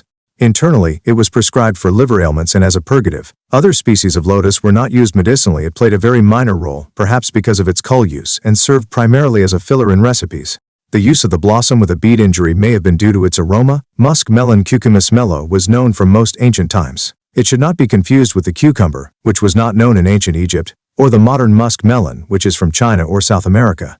This ancient version was native to the Sudan. Internally, it was used to treat intestinal ailments and heartburn. Externally, it served to remove hair and treat ear and eye problems. Its smoke served as a disinfectant and to remove household odor. As it was found in only 3 recipes, it was not important. Papyrus is Cyperus. Papyrus is native to Egypt, Syria, and Israel. Externally, it helped stiff joints. Internally, it was used to treat eye problems and cataracts. The plant played a very small medicinal role. Cyperus esculente was known from Neolithic times onward, and along with emmer and barley, was the oldest food. Internally, it stimulated food intake, was used as a purgative and for heart, stomach, or intestinal problems. It served as an antidote for poison, and to treat difficult menstruation, as well as other female problems. Externally, it was used to treat burns, genital problems, and illness of the womb. As a chewing gum, it treated sore gums. The smoke was used as a disinfectant. The bulbs are a valuable food with their high sugar and oil content. They taste sweet. Modern tests show little pharmaceutical value, although it may be effective against phlegm and coughs. It seems to have been prescribed because of its high nutritional value, and so was combined with other drugs and widely used. Terebinth Pistacia lentiscensis was probably used, as was the resin of other trees, but it is not specifically identifiable in recipes. Thyme Thymus vulgaris cannot be identified with certainty. Although Lorette thought that it was used internally against worms, to treat stomach problems, and as a laxative. Externally, it was chewed for boils on the gums, and used for car aches, to cool the rectum, for pain generally, as a fumigant, and an antidote for poisons. Vine Vitis vinifera has been known since prehistoric times and probably originated in Persia. Vines were cultivated in the Nile Delta. It had a large number of medicinal uses, which have been arranged according to the plant product. Wine was usually used without further description or specification, though occasionally Phoenician wine was specified. Internally, it was used 44 times in recipes. The beer is only exceeded by beer among fluids. Externally, it was definitely used in 9 recipes, and possibly in 8 others. In addition, wine was used as a carrier for other drugs. Physicians found it useful for following reasons. Wine was expensive and so was limited to the upper classes. Psychologically, it was better to use wine as carrier rather than beer. 2. In hot climates, the prescriptions lasted longer in an alcohol base than a water base. 3. Many drugs are more soluble in alcohol than water. 4. Wine expands the blood vessels directly beneath the skin, so skin temperature rises while the body temperature falls, which is useful in a hot climate. 5. Greco felt that the good feeling caused by wine helped patients. Germer doubted whether this was a major factor. Furthermore, for many diseases this effect, known to the Egyptian physicians, would have been harmful. Grapes were used internally as an antidote for poisons, to cool the heart, remove excess urine, stop secretions, for rectal infusions, as a light laxative, and to treat liver and chest ailments and female disorders. It was used together with fig to care for stomach problems. 2. Raisins were used internally for stomach aches, coughs, pains, to increase food intake, and for liver, heart, and anal diseases. Externally, it served as a fumigant. Watermelon Citrullus vulgaris was known from the 12th dynasty, possibly even from the 5th dynasty. Greco believes that it can be identified. Germer does not. According to Greco, internally, it served for disorders of the blood vessels, and for stomach problems and constipation. Externally, it treated inflammation, boils, tremors, phlegm, genital problems, and hemorrhoids. Willow Salix Asaph was used externally to soften the vascular system for broken limbs, wounds, swellings, and running ears. The bark was used, and possibly the tiny fruit, as well as the entire flowering stem. The twigs with their leaves were used externally to treat inflammations. Internally, they stimulated food intake. Salicin is the active ingredient found in bark, leaves, and female blossoms. It is useful to control inflammations as an anti-rheumatic and to control fever. This would be akin to aspirin. These drugs, used only in Egypt, may also have influenced Israelite pharmaceutics. More sophisticated analyses at archaeological sites may provide such knowledge in the future. Our analysis has demonstrated that a good case can be made for tracing ancient Israelite medicinal practice through its ancient neighbors. This is no more and no less speculative than tracing it through much later Talmudic sources. Drugs and Pharmaceuticals in Ancient Mesopotamia, Marvin A. Powell. My lecture for the Symposium on Drugs and Pharmaceuticals in Biblical Lands has here been recast in a form more suitable for reading. I have tried to maintain its basic character as a non-technical overview, but, having in mind the non-cuneiformist who might wish to learn more about medicine and drugs in ancient Mesopotamia, the notes and bibliography, though by necessity selective, provide a sample of what is available. This brief sketch of Mesopotamian pharmaceuticals cannot, of course, attempt to enumerate, classify, and identify specific Mesopotamian drugs and pharmaceuticals. In the first place, there are hundreds of simples, the vast majority of which cannot be identified, and even among the small number that pass in the modern literature as identified, a substantial number are doubtful. Second, in the present state of investigation, even a scholar with a specialized training in the history of medicine and pharmacology can make little headway, as the works of Ditlin de Goltz on plant and mineral remedies have shown. Goltz observed that 70 to 80% of both diseases and drugs are unidentifiable, and thus she rightly regarded it as futile in most cases to ask whether the prescribed medicine was effective or not. A similar conclusion from the Assyriological side was independently reached by the Lotz Pablo Herrero, who was working on Mesopotamian medicine and drugs when he died in 1976, and whose posthumous work on Mesopotamian medicine was published only in 1984. Indeed, I think the assumption that we can identify even 20% of either simples or the diseases is overly optimistic. As with many other topics of Mesopotamian culture, a systematic and scientific description of the Mesopotamian pharmacopoeia remains a task for the future.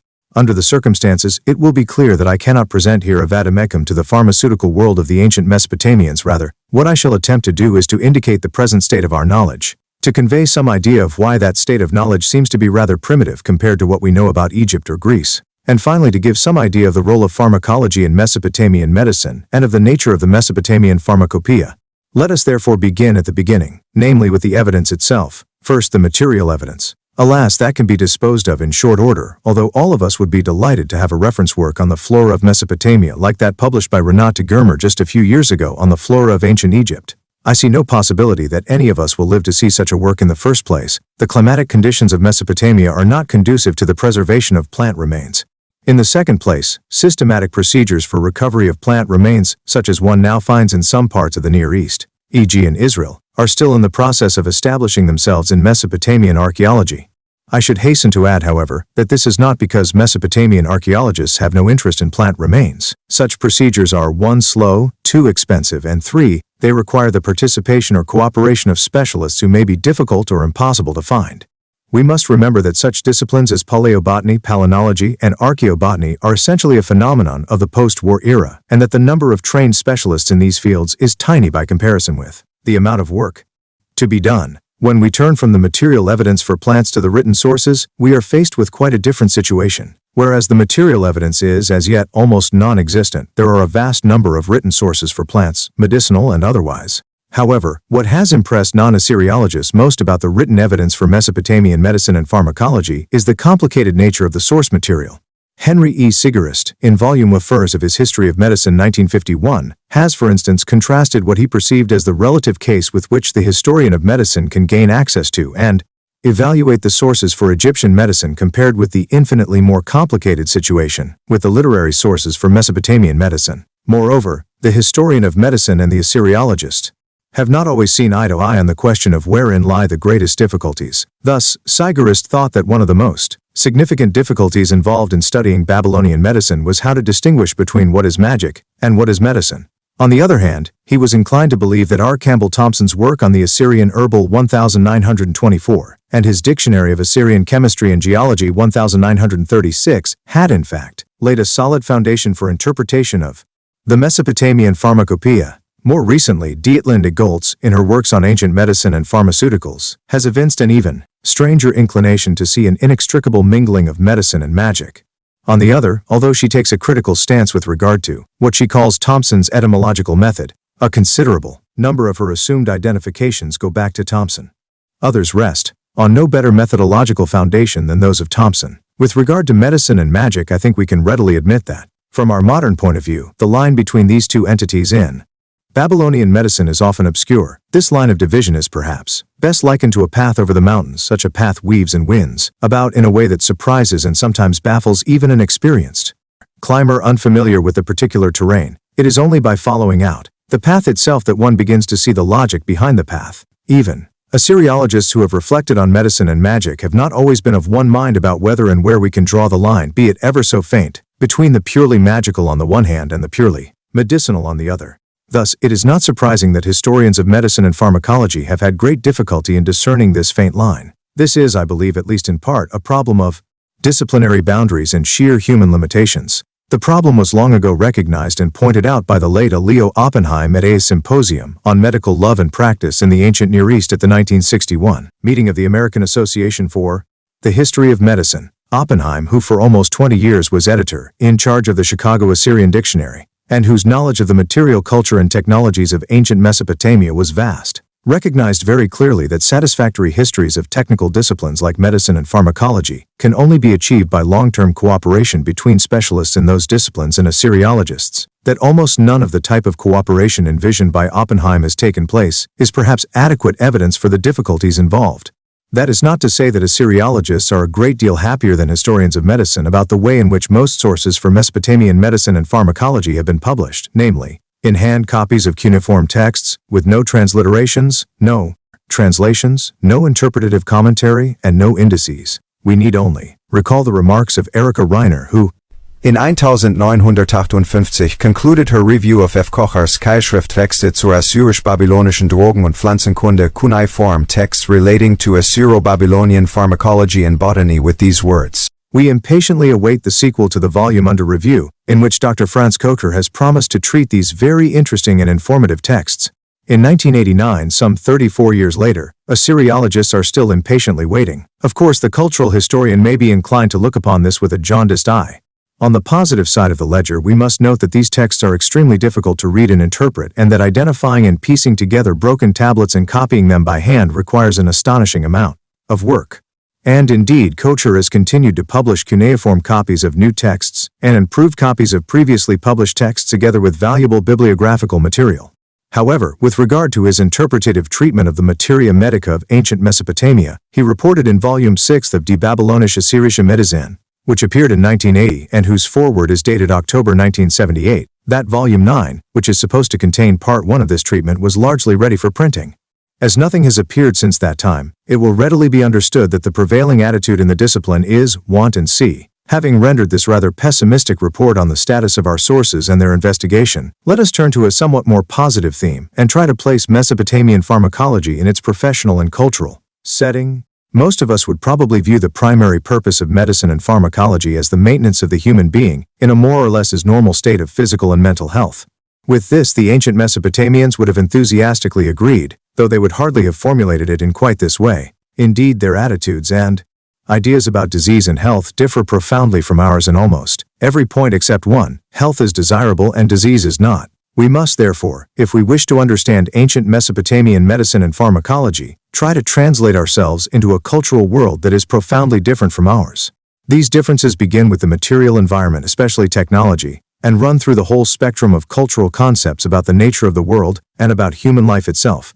As I have already noted, it is this radically different cultural outlook that has most often impressed historians of medicine and pharmacology. As an example, we may take one formulation of this attitude from Dietlinde Goltz's book on the ancient Oriental and Greek science of healing, 1974. In her overview of Babylonian medicine, Goltz, like Henry Sigerist before her, emphasizes the fact that the ancient Mesopotamians shared with other ancient and primitive cultures the idea that disease came from without and somehow attacked and seized upon the hapless human, and furthermore that the ultimate sources of disease lay not in what we would call the natural world, but in that mysterious, parallel world of divine beings, demons, and ghosts.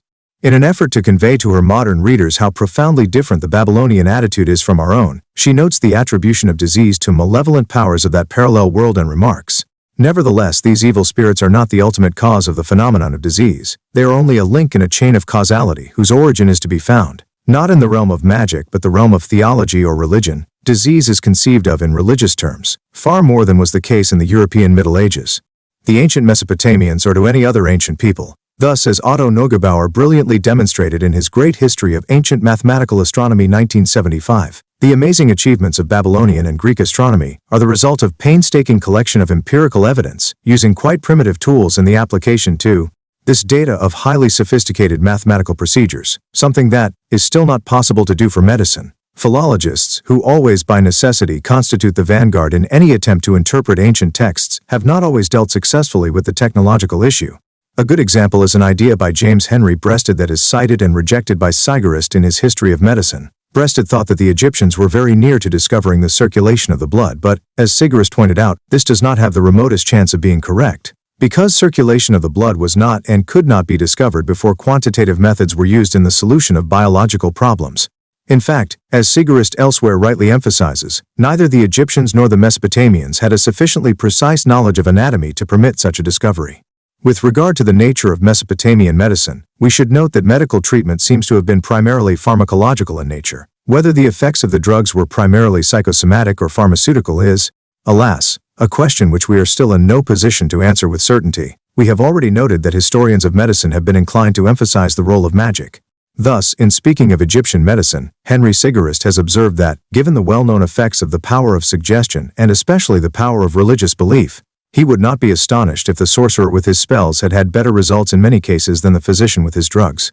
Likewise, in speaking of ancient Egyptian pharmacology, he remarks that Many, perhaps the majority of Egyptian drugs used had no perceptible effect according to modern pharmacological standards. 15. And in another context he notes that you cannot heal a broken leg properly or reduce a dislocated jaw with spells, but you can cure or improve a great many internal diseases with incantations, that is, with religious or magic means, you can place the patient in a frame of mind that will activate the natural healing forces of the organism.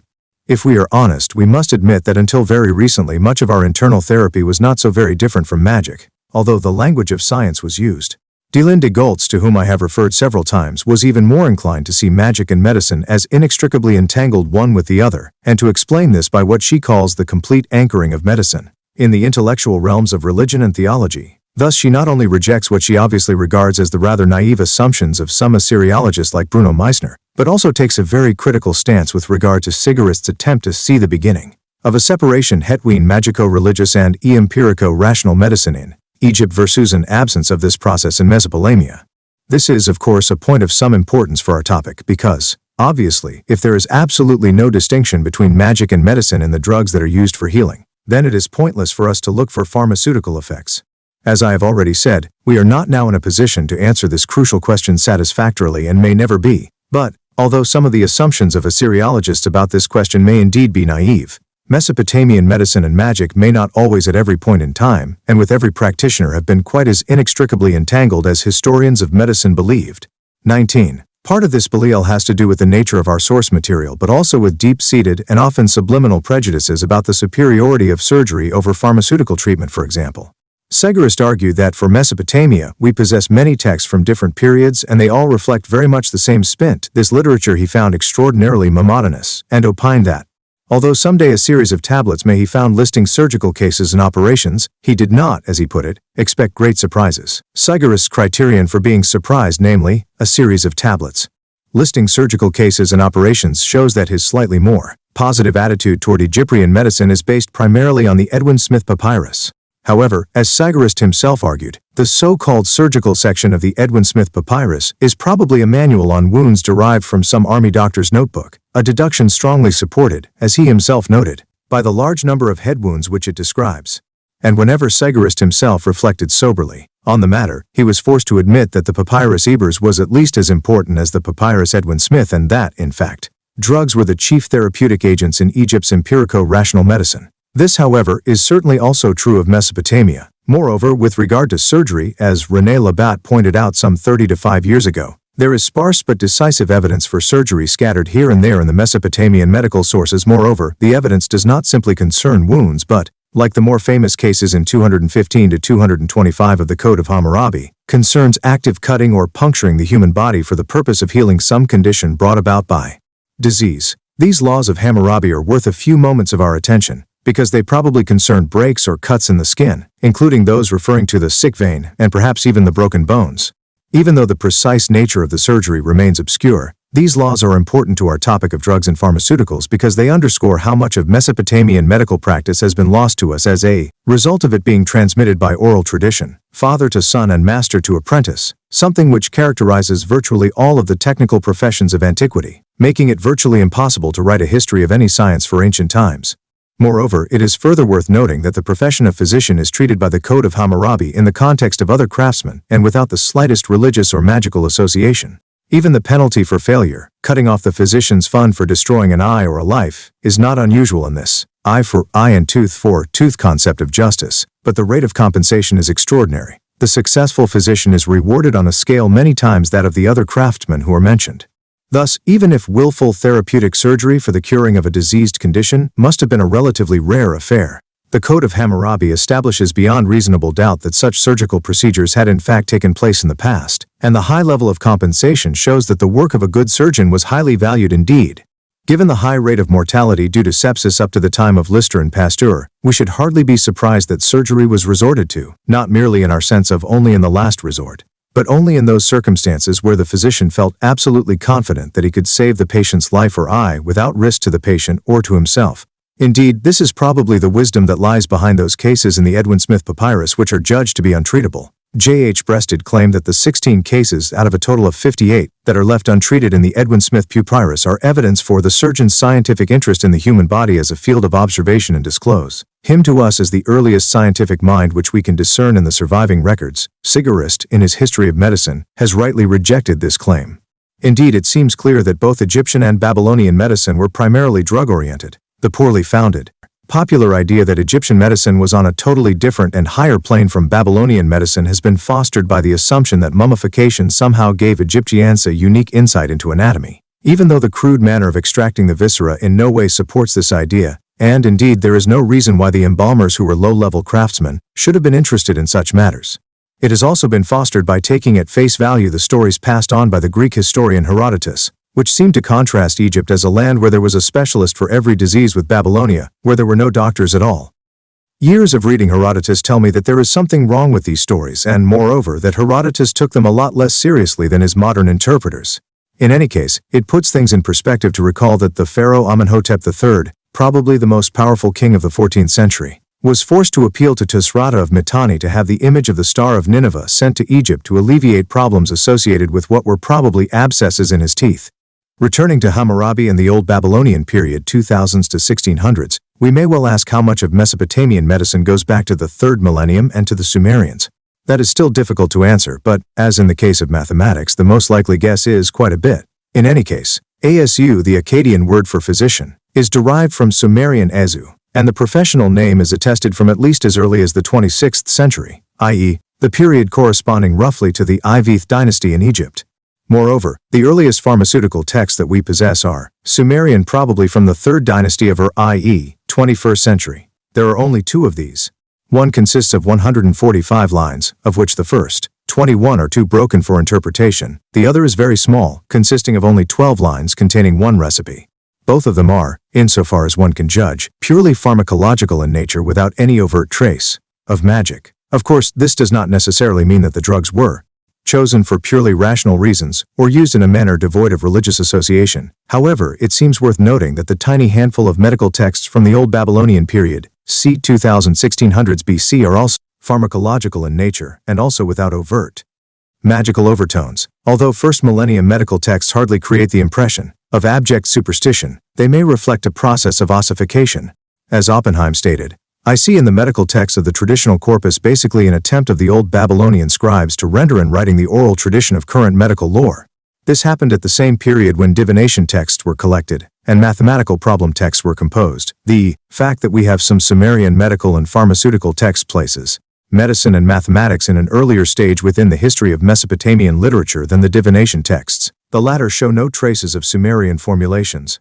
Oppenheim goes on to note the paralyzing effects of a written tradition in the field of science, and speculates that the astonishing lack of medical texts from Babylonia from the 6th century BC onward may be due to the fact that medicine had simply dropped from the scribal curriculum and passed again into the hands of persons whose training was based solely on experience and oral instruction. And, in a book which has just appeared this year, H.W.F. Saggs has expressed a somewhat similar opinion, claiming that fossilization of medical progress had begun to affect both Mesopotamia and Egypt by at least the 2nd millennium. These are matters which require a great deal of additional study, but future investigations of ancient Near Eastern medicine and pharmacology will have to wrestle with the chronological distribution of our sources as well as the diachronic differences in the nature of those sources. Whether magic will loom as large in the earlier sources as it does in those from the 1st millennium is a question that just cannot be decided with our present evidence. Up to now, our sparse sources for medicine in the Mesopotamian Bronze Age evince a primary interest in pharmacology, but this may all be illusion, because we now know that Sumerian incantations against disease go back at least to the middle of the 3rd millennium. Moreover, the tamarisk, one of the more popular pative ingredients in Mesopotamia recipes, also occurs in these incantations, and like other plants that appear among the materia medica, it is also used in purification rituals. Naturally, we would like to know whether the drugs prescribed by the physician had any healing effects. As we have already noted, the terse descriptions given in the medical texts make identification of diseases almost impossible. It is obvious that a great deal has been omitted, not merely in terms of symptoms but also in terms of practical procedures. But perhaps it is well to note that this brevity of expression is characteristic of all cuneiform literature. Most of it is extremely formal and extremely syncopated. This is not, however, a function of culture but of the writing medium. Cuneiform script, when written with care, is beautiful, but it is not practical. The clay medium is enormously bulky, heavy, and subject to breakage. Moreover, It means that brevity is the essence of everything good, and that a vast amount of everything from real literature to technology never got written down at all, but can only be glimpsed occasionally as through a mirror darkly. Of course, the Mesopotamian source material for medicine and drugs is not hopeless. It is still largely uninvestigated, and eventually it will be possible to reduce the areas of uncertainty. However, this will require much cooperative effort between Mesopotamian specialists on the one hand, and specialists in medicine and pharmacology on the other, something that is not foreseeable in the near future. Even though we cannot describe with much confidence the specific pharmaceutical effect of particular drugs upon specific diseases, we can get a fairly good idea of what sort of things drugs were made of, how they were prepared, and how they were used. We can classify the sources of Mesopotamian drugs into three broad categories: animals, minerals, and plants. Of these three, the animal drugs are probably the most closely connected to magic. In addition to practical vehicles for drugs like milk, ghee, and tallow, they also include things like urine, feces, semen, blood, and much stranger items like human skull and lion fall. However, one must proceed with caution in analyzing the so-called Greco-Roman, keeping in mind that some of these are not what they appear to be. For instance, were it not for glosses in one of the plant lists, we would never know that drug ingredients dative dung and sailor dung are really plants. The minerals strike one as being more rational. Among those that can be identified with some certainty are various kinds of salts, alkalis, and alum. Salts were used, among other things, to mix with other drugs, with fat as a suppository and as an emetic. Alkali itself, obtained from reducing a plant to ashes, was used in washing out the various openings in the body, in salves, and in suppositories. Alum was used in treating problems of the alimentary canal, including washings of the mouth and of the intestinal tract, enemas, problems of the urogenital tract, and dental problems. Plants present us with a more complicated problem. Akkadian samu, plant herbs, is the word for drug par excellence, and here the great number of these makes it almost impossible to offer a succinct, suggestive summary, except to say that the plants and plant parts used in preparation of drugs extend from common vegetables and trees through grasses and other plants that grew wild in the swamps and hinterlands to a whole array of imported plant products, among which the gums and resins are a striking example. Moving on from the drugs themselves to their preparation and use, we may note that most drugs seem to have been prepared by the physician himself or his apprentices in response to specific cases.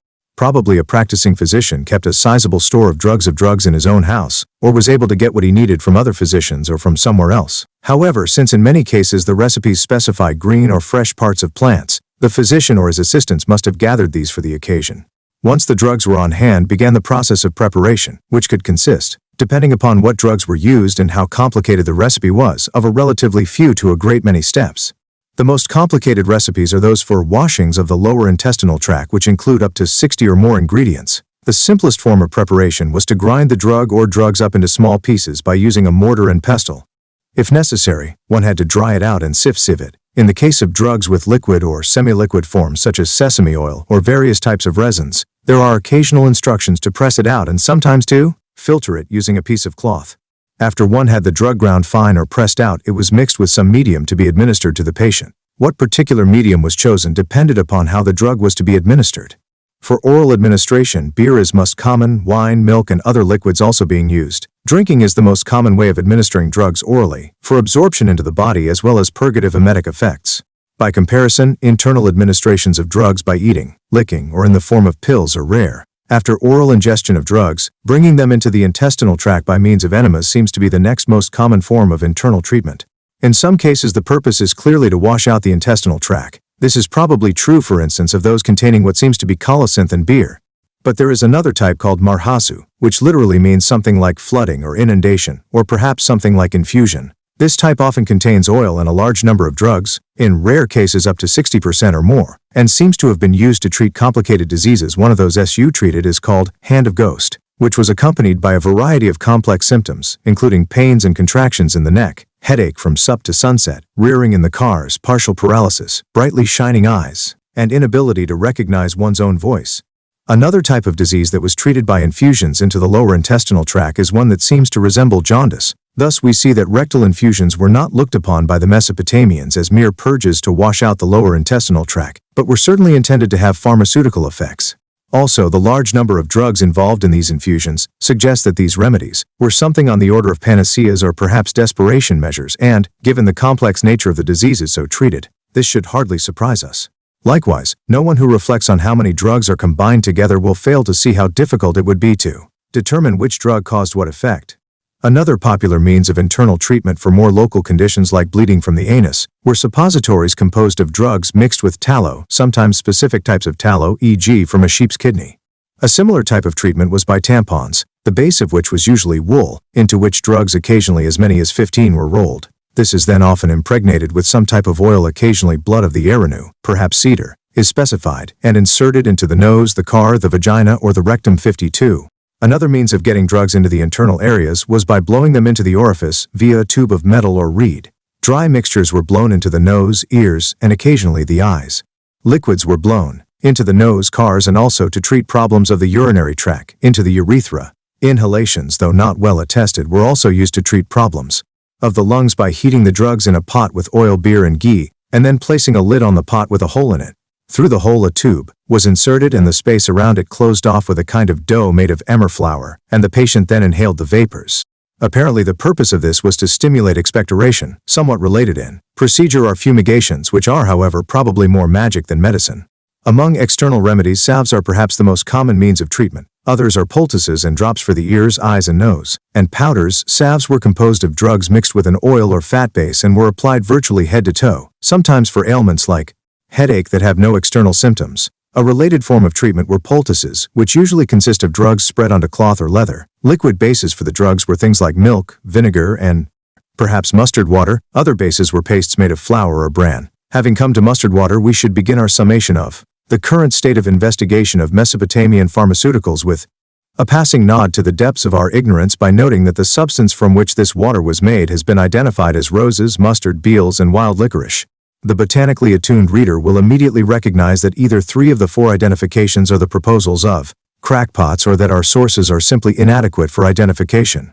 Alas, the latter is the case, because all of these identifications are supported by competent, serious scholars. Turning from this pessimistic assessment of the status of our knowledge about Mesopotamian medicine and its pharmacopoeia, let us conclude on a slightly more positive note by considering an example where a medical problem and its prescription seem to coincide rationally, remarkably.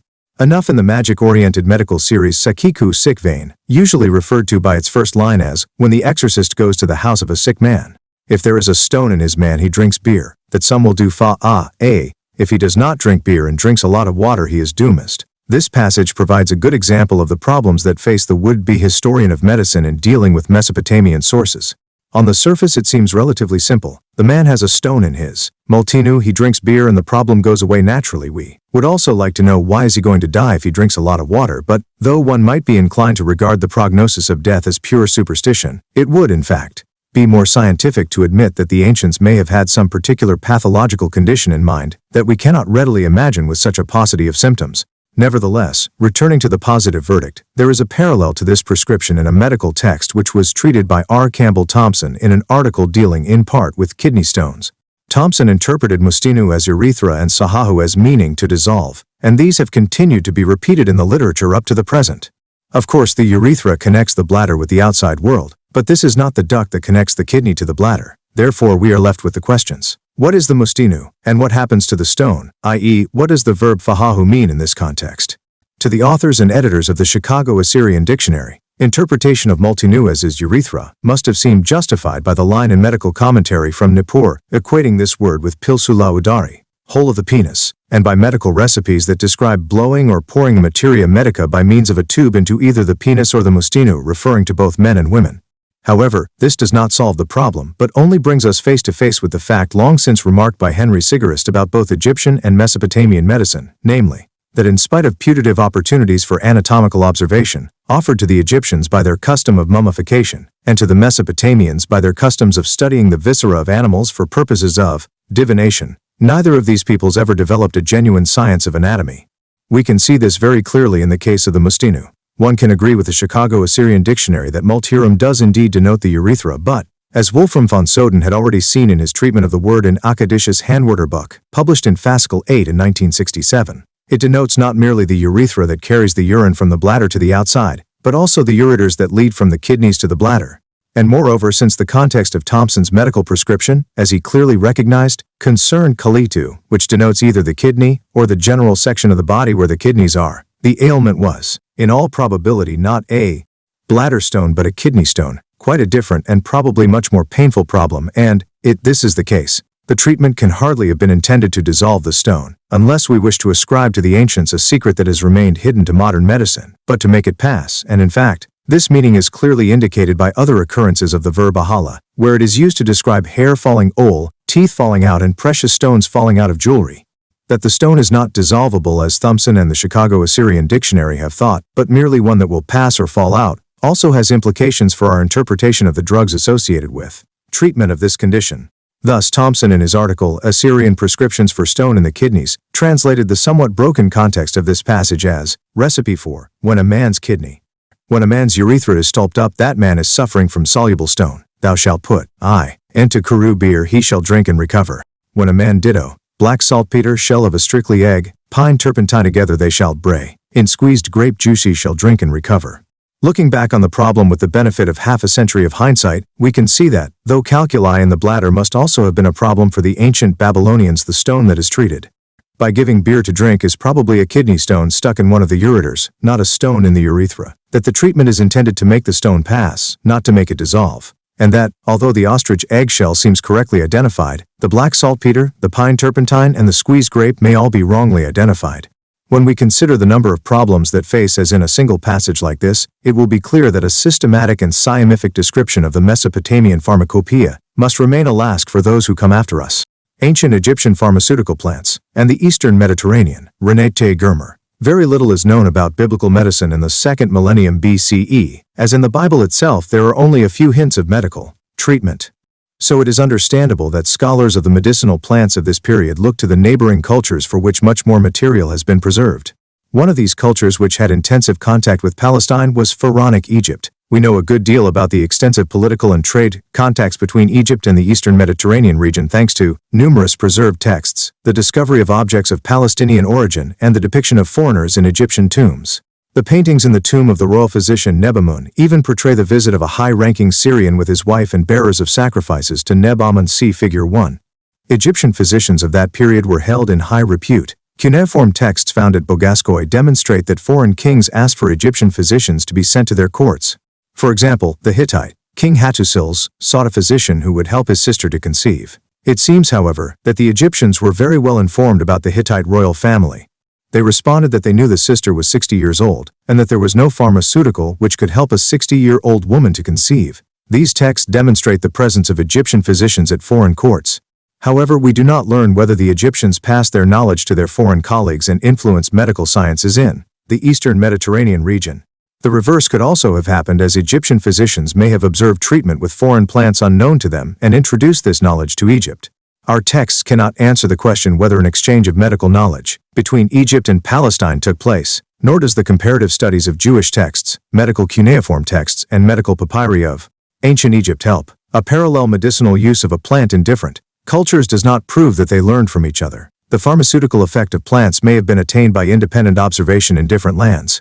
Nevertheless, the study of ancient Egyptian medical use may help if we examine the origin of the prescribed pharmaceutical plants. Were they native to Egypt or not? We are fortunate that 10 medical papyri have been preserved along with fragments of other papyri, and Ostraka Grappo and his collaborators have studied the linguistics and content of this material. These medical papyri list more than 1,000 prescriptions. Most of the drugs came from plants, yet as the majority of the prescriptions only list names of different products, it is difficult to identify these ancient Egyptian drugs. Though most prescriptions have a title which provide the name of the illness along with a brief diagnostic description. These short texts and the suggested application only rarely help to identify the ancient Egyptian pharmaceutical plant. To do so, we must study the pictures of plants which have been found, and the citations of them in economic texts. These three sources, however, possess only limited value. Usually, Egyptian artists painted plants schematically, and only the inscription identified the depicted plant as a special plant. The discovery of plant material in containers which bear their name is very rare. Some containers of this kind were part of the tomb inventory of King Tutankhamun. Others have been found in private tombs near Assuan on the Kabet el-Hawa. Some economic texts have been useful in the identification of plants, as they occasionally mention the provenance of plant products or their commercial use. Despite these approaches at identification, such methods have only succeeded in limited instances. The preserved texts mention more than 160 plant products. Up to this time, only 1/5 of them have been identified. If we deal only with the few ancient Egyptian pharmaceutical plants which can be identified with some certainty, they would not provide us with much information about the interchange of medical knowledge between Egypt and Palestine. The vast amount of plant material found in the tombs is useful, as we know that much of it has pharmaceutical value. We then take the plants identified in texts and add the pharmaceutical plants known through excavation. An interesting correlation between Egypt and Palestine becomes possible. We see that many of these plants came to Egypt from or through Palestine. They were subsequently cultivated in Egyptian gardens. Other plants which could not be grown in Egypt for climatic reasons were imported from Palestine. Most significant is a group of plants which we consider primarily as spices, but in former times they played an important pharmaceutical role. In the Egyptian gardens the following were cultivated: cumin, Cuminum ciminum; coriander, Coriandrum sativum; dill, Anethum graveolens; black cumin, Nigella sativa; and garden cresses, Lepidium sativum.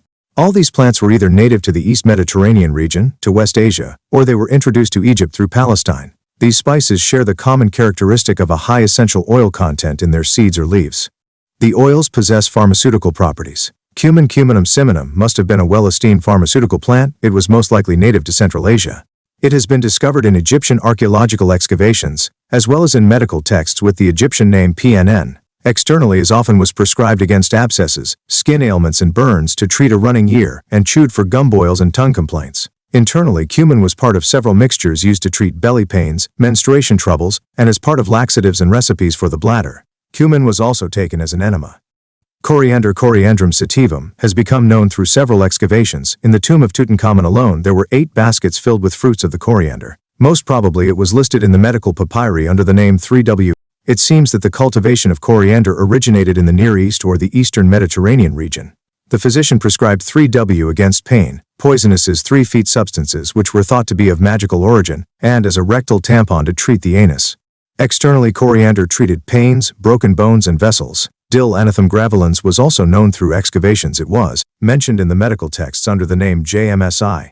Twigs of dill lay around the neck of the mummy of the pharaoh Meremta. Internally, dill was used to help against pains in all parts of the body, and externally, with illnesses of the head and of the shoulder and thigh vessels. 2 other plants known through excavations, garden cresses Lepidium sativum and black cumin Nigella sativa, cannot be identified in the medical texts, but we can be sure they were also used medicinally, about 2500 billion CE, much earlier than the pharmaceutical plants and spices so far mentioned. The Egyptians began to import juniper berries from northern Palestine. In most cases it was the species Juniper oxycedrus. Juniper berries played an important role and were used in prescriptions both internally and externally to treat many diseases.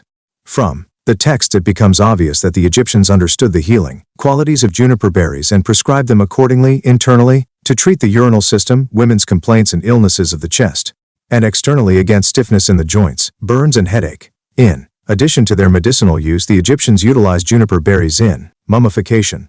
Though the treatment of the sick and the preparation of mummies were undertaken by different professions, intensive mummy research in recent years has demonstrated that the same plant products were used for both purposes. The Egyptian collection of East Berlin includes natron, which was specified for use in mummification. It also contains a large quantity of juniper berries which were placed between the linen layers of mummies. One mummy was found still holding some juniper berries in her hand. Beside the aromatic juniper berries, the Egyptians also used the fragrant lichen Pseudovernia furfuracea zopf for mummification. It was presumably exported from Asia Minor through Palestine to Egypt, but it may also have come via the trade route from Greece, where this species of lichen also was native, and through Crete to Egypt. Cretan tradesmen are depicted in Egyptian tombs, and there is additional proof of contact between Egypt and Crete through the medical papyrus London, which mentions a magic spell in the language of Crete. From this evidence it becomes obvious that Egyptian physicians were willing to learn from medicine of foreign lands. We do not know whether this lichen used for mummification was also mentioned in medical prescriptions, as we have not identified its Egyptian name, but we can presume this application. There is also a similar situation with pepper Piper nigrum. Pepper seeds have been found in the nose of the mummy of Ramses II, and probably came from India through Palestine to Egypt. In Coptic times pepper was a highly valued drug, and we can assume was also used, so in Pharaonic times pepper must have been very expensive, as only a single discovery in a royal mummy has been made until now. One must not only consider the pharmaceutical effect of all these aromatic plants, but also view them in the light of Egyptian thought, since they believed that one took the breath of life through the nose. This idea is well demonstrated in the art of the Amarna time. There we see hands at the end of the sun rays holding the NH sign of life to the nose of the king, see figure 2.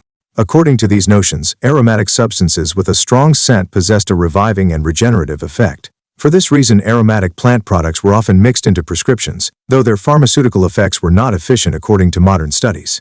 In addition to aromatic plants, resins from different trees were an important ingredient of the Egyptian pharmacopoeia. We must especially mention the coniferous resins, which were used as a healing drug and for mummification.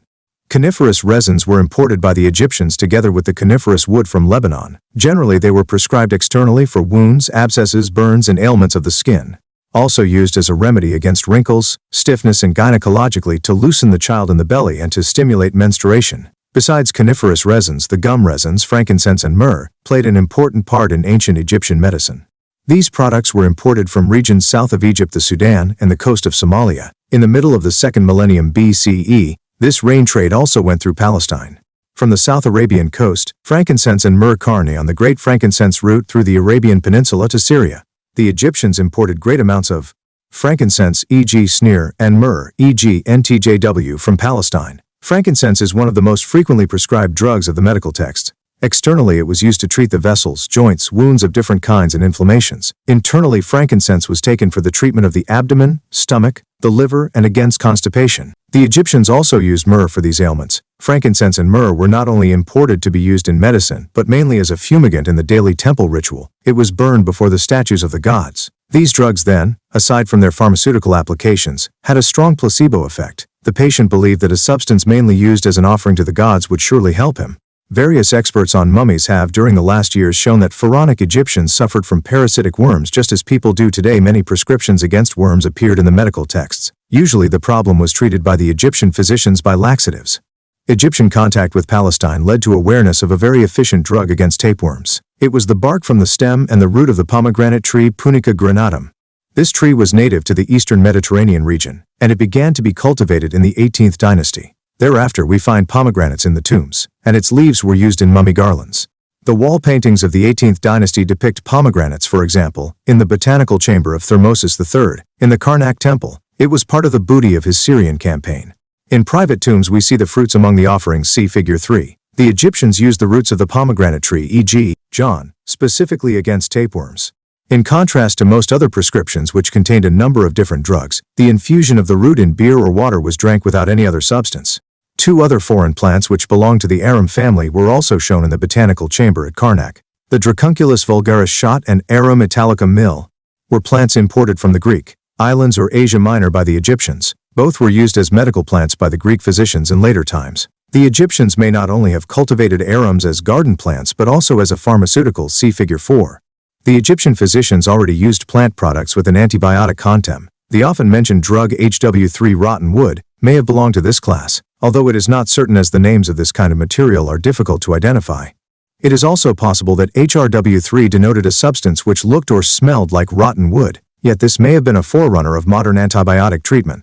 The medicinal use of the allium plants places us on safer ground. Chemical analyses have shown that they contain antibiotic substances. The Egyptians used garlic Allium sativum, as well as the onion Allium cepa. Onions were mentioned often in the medical texts, see figure 5. The cultivation of onions, e.g. HDW, probably started in the highlands of Persia and came to Egypt about 2500s BCE. The physicians prescribed onions externally to treat the vessels, stiffness, abscesses, and wounds. It is remarkable that onions were often used gynecologically and also for mummification. During the process of drying the corpse with natron, the eyeball shrunk. To fill the nearly empty eye sockets, the Egyptians sometimes inserted onions beneath the eyelids. About 3000 BCB, the Egyptians introduced the cultivation of the vine Vitis vinifera from Palestine, and they transferred the technique to the Nile Delta, see figure 6. They understood the intoxicating effect of wine, which was described in their mythology and on the pictures of festivities in the tombs which portray drunken men and women. Egyptian physicians were very cautious in their prescription of wine, e.g., JRP. Wine was often taken as a base for the prescription, but the amount of wine was so small that the patient could not have become drunk. The largest prescribed dose is 1/3 liter divided over 4 days. The raisin, e.g. JRT, was often taken together with the fig Ficus carica as a laxative. It also originated in the eastern Mediterranean region. We have seen that Egyptians introduced the cultivation of several plants from the eastern Mediterranean region or imported them, and very quickly added these products into their pharmacopoeia. It seems, however, this was not done with plant oils. Our present state of knowledge shows the Egyptians using foreign oils, but not in medicine. Plant oils perfumed with scented substances were used by the Egyptians in great quantities for cosmetic purposes. In medicine they were, in most cases, only the base for drugs and not the pharmaceutical itself. The Egyptian physicians preferred to employ the oils of native plants in their prescriptions. Among them went Cyperus esculentus, Moringa peregrina furi, Balanates Egyptiaca del and Ricinus Communis. Texts and excavations indicate that the Egyptians planted the olive tree, Olea europaea. In the Nile Valley from the 18th dynasty onwards, olive leaves were often part of mummy garlands, but no Egyptian word for olive oil has been identified in the texts until the present time. The cultivation of safflower Carthamus tinctorius in Egypt may have been contemporaneous with the use of olive oil.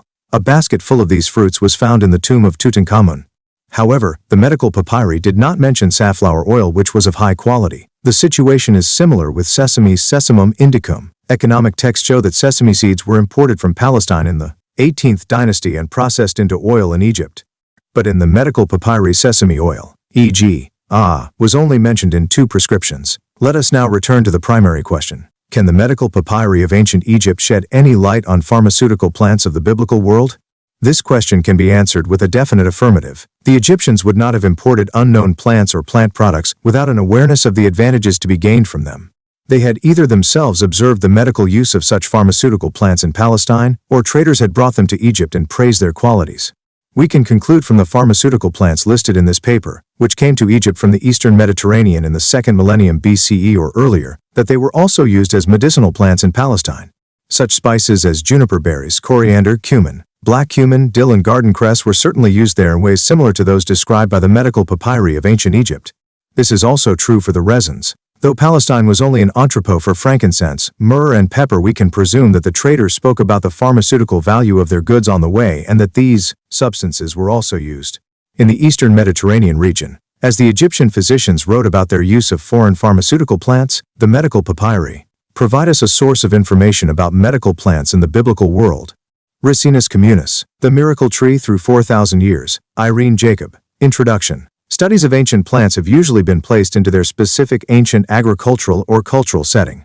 That is an appropriate way to understand the significance of a plant, but it leaves the student uninformed about later or concurrent developments in the use of a plant in other cultures in different settings.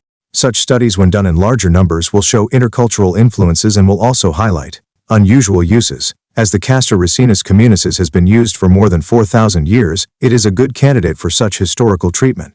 The medicinal and general uses of this plant will be discussed from ancient times to the present. There are lacunae in this study, as there were periods in which the castor was planted and used. But descriptive material must yet be found.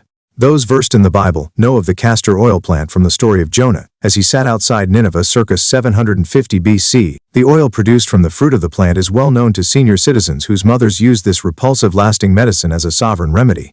Civilizations have utilized many kinds of vegetable oils. Among the most important oils in ancient times were sesame Sesamum indicum, safflower Carthamus tinctorius, colocynth Citrullus colocynthus, flax Linum uswatissimum, olive Olea europaea, and castor bean oil Ricinus.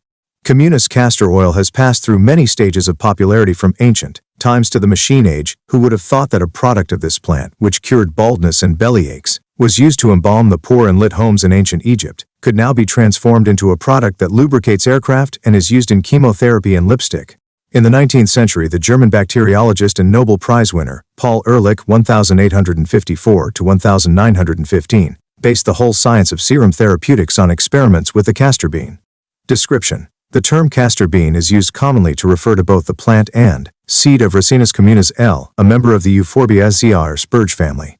Other members of this family include the popular houseplants, Poinsettia e pulcherrima, and the croton species. Its Latin name Ricinus is a comparison by Linnaeus to the mottled seeds resembling a dog tick. The Chinese character pi compared it to a cattle tick. The Sanskrit name Miranda has passed into several other Indian languages. In Jonah's time it was called Kikarion Strabo. The Greek historian 64 BC 19 AD called it Kiki. The name castor was a case of mistaken identity originating in Jamaica where it grew. Resident Spaniards and Portuguese confused it with a totally different plant, the Vitex agnus castus, and called it agno casto. From this designation the English, who traded in this oil, coined the word castor, and so gave rise to the name now applied to it in the English-speaking world. The Germans named it Wunderbaum miracle tree. They surely recognized its possibilities. The plant. The castor bean is a vigorous, fast-growing annual or perennial from the tropics or subtropics, rising to 30 to 40 feet. When grown as an annual in temperate areas with frost kill, it only reaches 6 to 12 feet. Soil condition, moisture and breeding may cause much variation in height. Castor beans have, besides a taproot, prominent lateral roots just a few inches below the surface. Stems and branches are often rod to purple. The large 1 to 3 foot alternate palmately, 5 to 11 lobed leaves are borne on long, strong leaf stems. The flowers are borne along upright spikes, 6 inches to 2 feet long, and are without petals. Female flowers on top are greenish with bright red stigmas, male flowers below are greenish-yellow.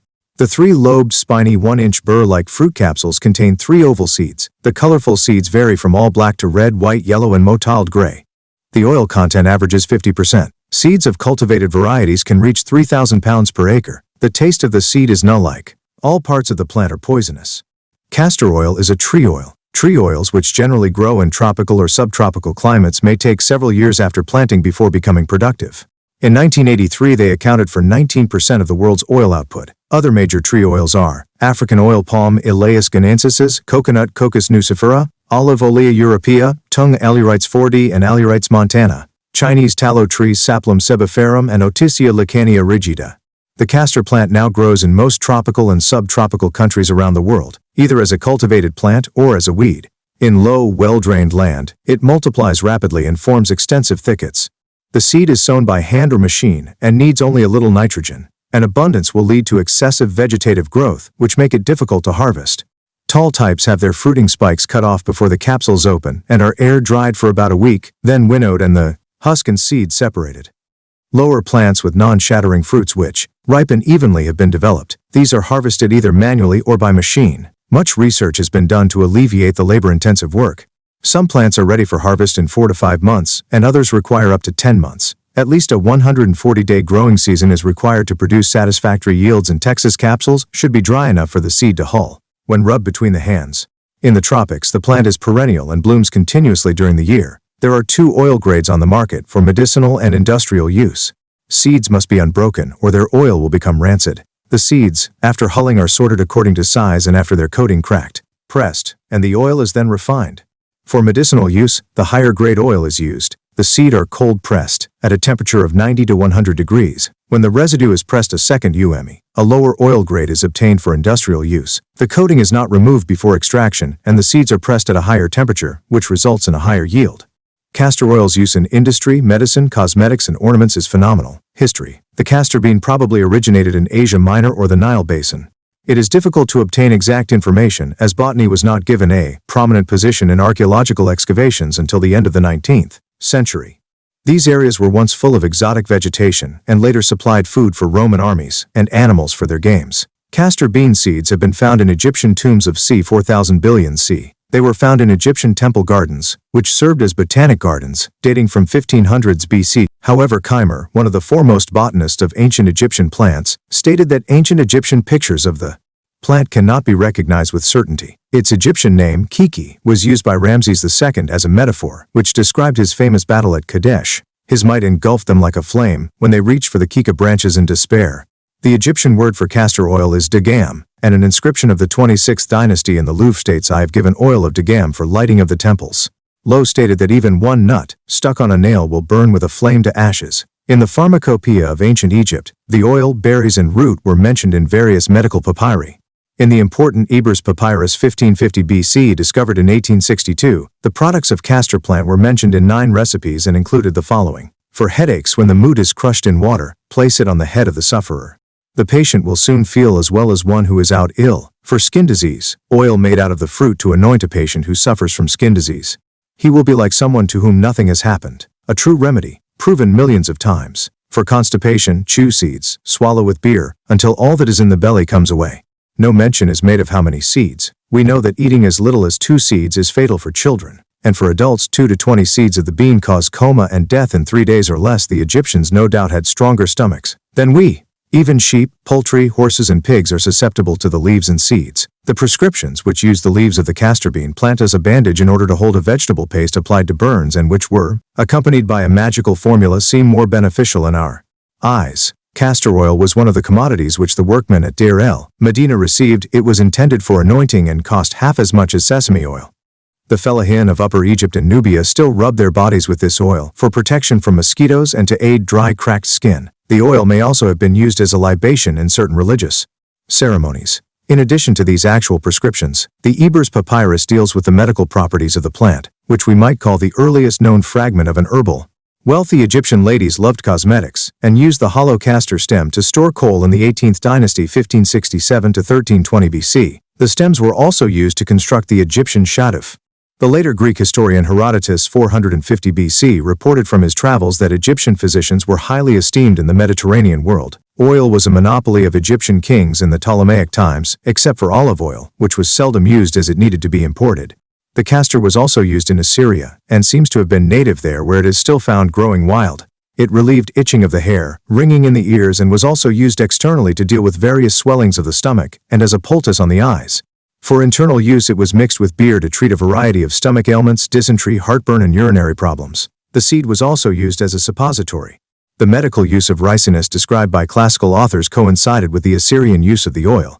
Besides utilizing it as an ingredient for soap in conjunction with nasturtium officinale, and to soothe sore feet, a number of medicinal uses were described. The castor bean was mentioned in a Greek papyri found in the Fayum province 300 BC. Dioscorides, the most influential pharmaceutical writer of antiquity 1st century AD, prescribed it for scabies and inflammations, obstruction of the uterus and earaches.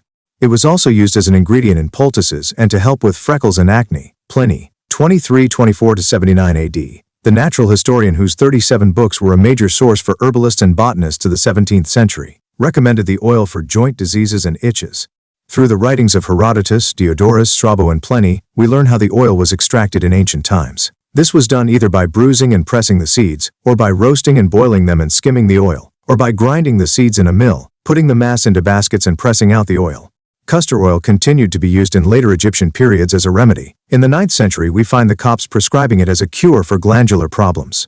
It was mixed with tragant gum, salt, and wild chicory, and the whole applied as a powder. In India the earliest mention of castor oil was in the Susruta Ayurveda c. 2000 billions c. in the Susruta Samhita c. 200 billions, which lists 760 medicinal plants, in the Charaka Samhita c. 100 AD, which describes 550 medicinal plants. There we find a variety of other uses from wicks for lamps to insect and termite repellents.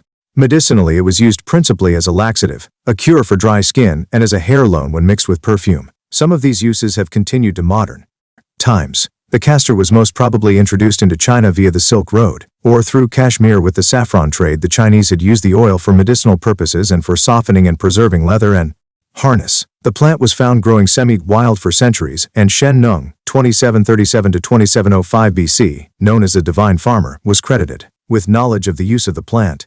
The crushed pulp was rubbed onto the head for headache and onto the palms of hands to deal with palsy. It was stuffed into the ears of the deaf and applied to burns, dog bites, and swellings as described by La Shi Chen. Oil used as a hair tonic was mentioned in early Buddhist texts. In Europe we find the castor bean mentioned from the Middle Ages onward. So we have a description by Albertus Magnus in the 13th century and a more thorough one by the herbalist Gerard in the 16th century.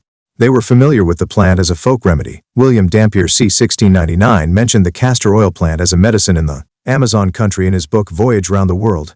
Modern medicine. The Science of Serum Therapeutics by Paul Ehrlich was discovered by injecting gradually and increasing doses of castor oil, and in this way immunity was established, a condition which Ehrlich attributed to the formation of an antibody and termed antiricin.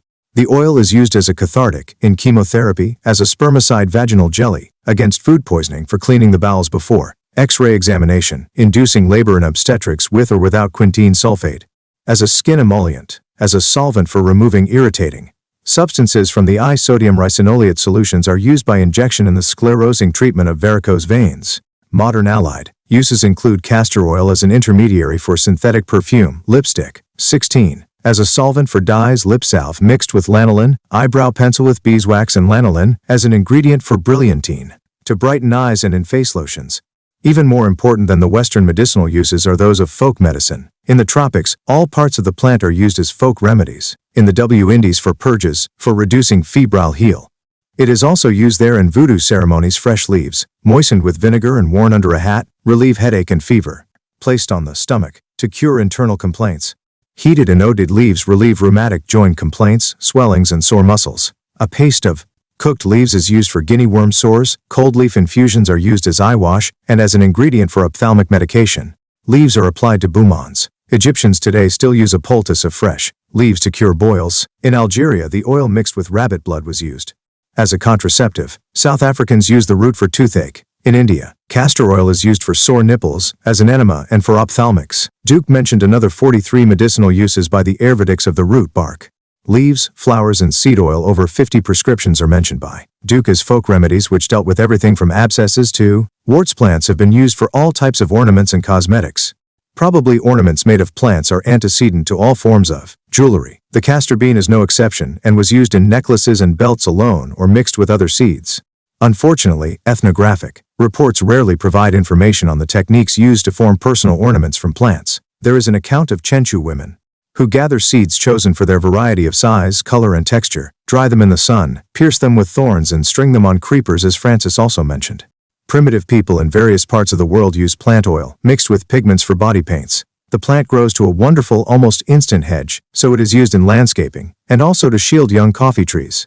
In Victorian England, it was especially popular as an exotic ornamental. The Chinese found that it is a good candidate for ikebana. Ripe motile seeds were used for the game of bao in East Africa. Although the whole plant is extremely poisonous to people and animals, the Asiatic silkworm Atticus riziki thrives on its leaves.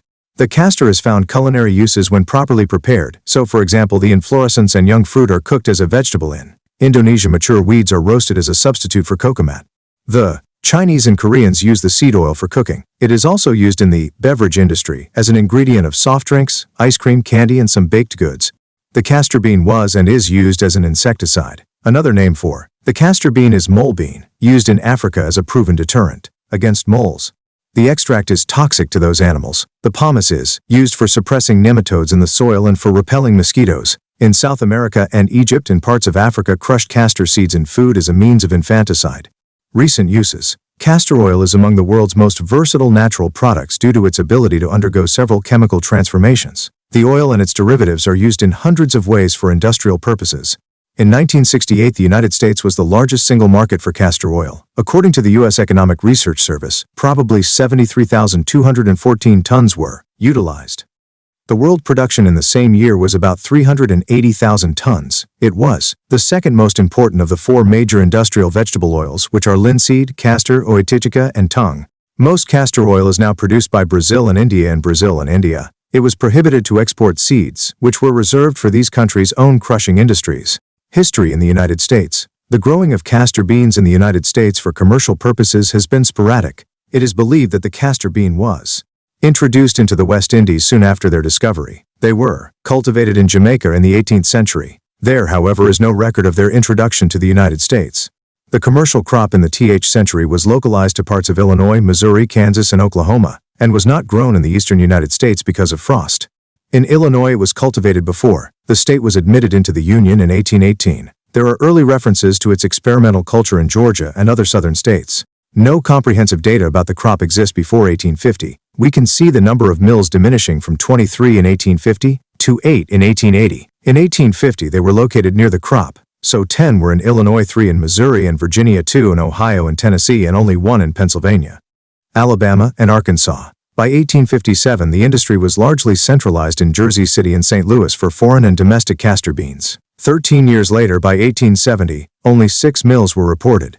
In the last quarter of the 19th century, the United States had become the heaviest producer of oleaginous seeds in the world, but this was due primarily to the utilization of cotton seed crop and linseed cultivation. The production of castor oil in the United States remained small. Earlier, little attention had been given to this type of agriculture. When cotton and flax were first planted in the United States, they were only grown for their fiber and not their oil. There was no demand for these oils as the Americans used animal fats for both domestic and industrial purposes in contrast to other lands. Until the discovery of petroleum, the tallow candle and animal oils were used for lighting, lubrication, and soap.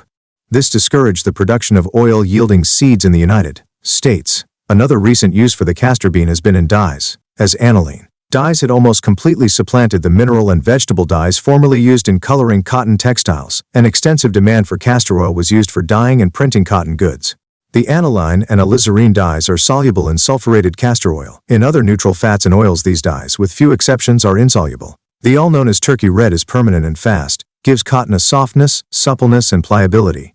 American medicinal use. In the last quarter of the 19th century, the second most important use of castor oil was medicinal. It was principally utilized as a purgative, but also to treat rheumatism, lumbago, skin affections, cramps, colds, and a host of other illness. 2 recipes for castor oil from the National Formulary's unofficial preparations included the following ingredients: Irish moss emulsion of castor oil mucilage of Irish moss, tincture of vanilla, syrup water, 5 fluid ounces, 180 minims, 3 fluid ounces, enough to make 16 fluid ounces, 5 fluid ounces, acacia emulsion of castor oil, acacia in fine powder, tincture of vanilla, syrup, water, 1.5 troy ounces, 180 minims, 3 fluid ounces, enough to make 16 fluid ounces. Both emulsions were to be prepared in small quantities, so that they would always be fresh. We may compare these ingredients with those of the Ebers Papyrus of c. 1550 BC, and we shall notice that the Egyptians preferred to mix their castor oil with beer. At the present time, castor oil continues to be used medicinally, either as oil or in capsules, but this represents only 1% of the total crop. Modern American industrial use. 3/4 of the castor oil in the U.S. came from imported beans, amounting to 380,270 bushels, or potentially 730 gallons of oil, in 98,039 bushels, or potentially 0.78 gallons in oil a year later.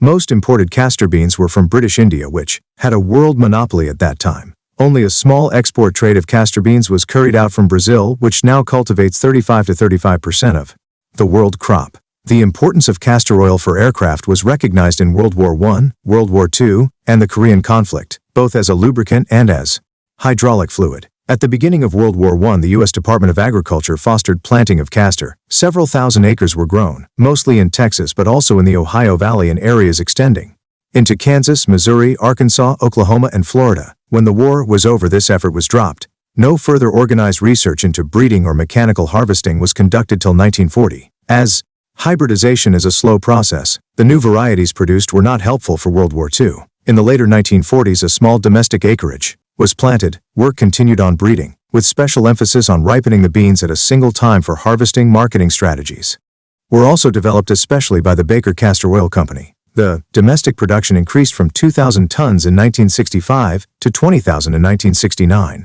but then dropped due to foreign competition.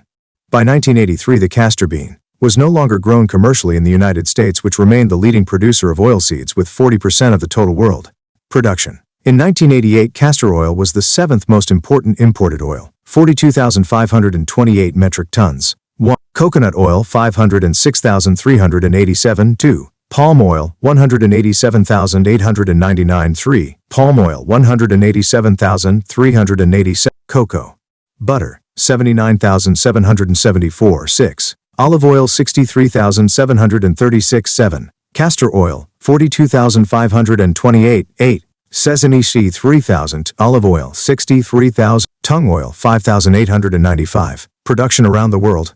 China may be the world's largest producer of castor oil, but we have no exact figures. The 3 most important commercial producers now are Brazil, India, and Russia.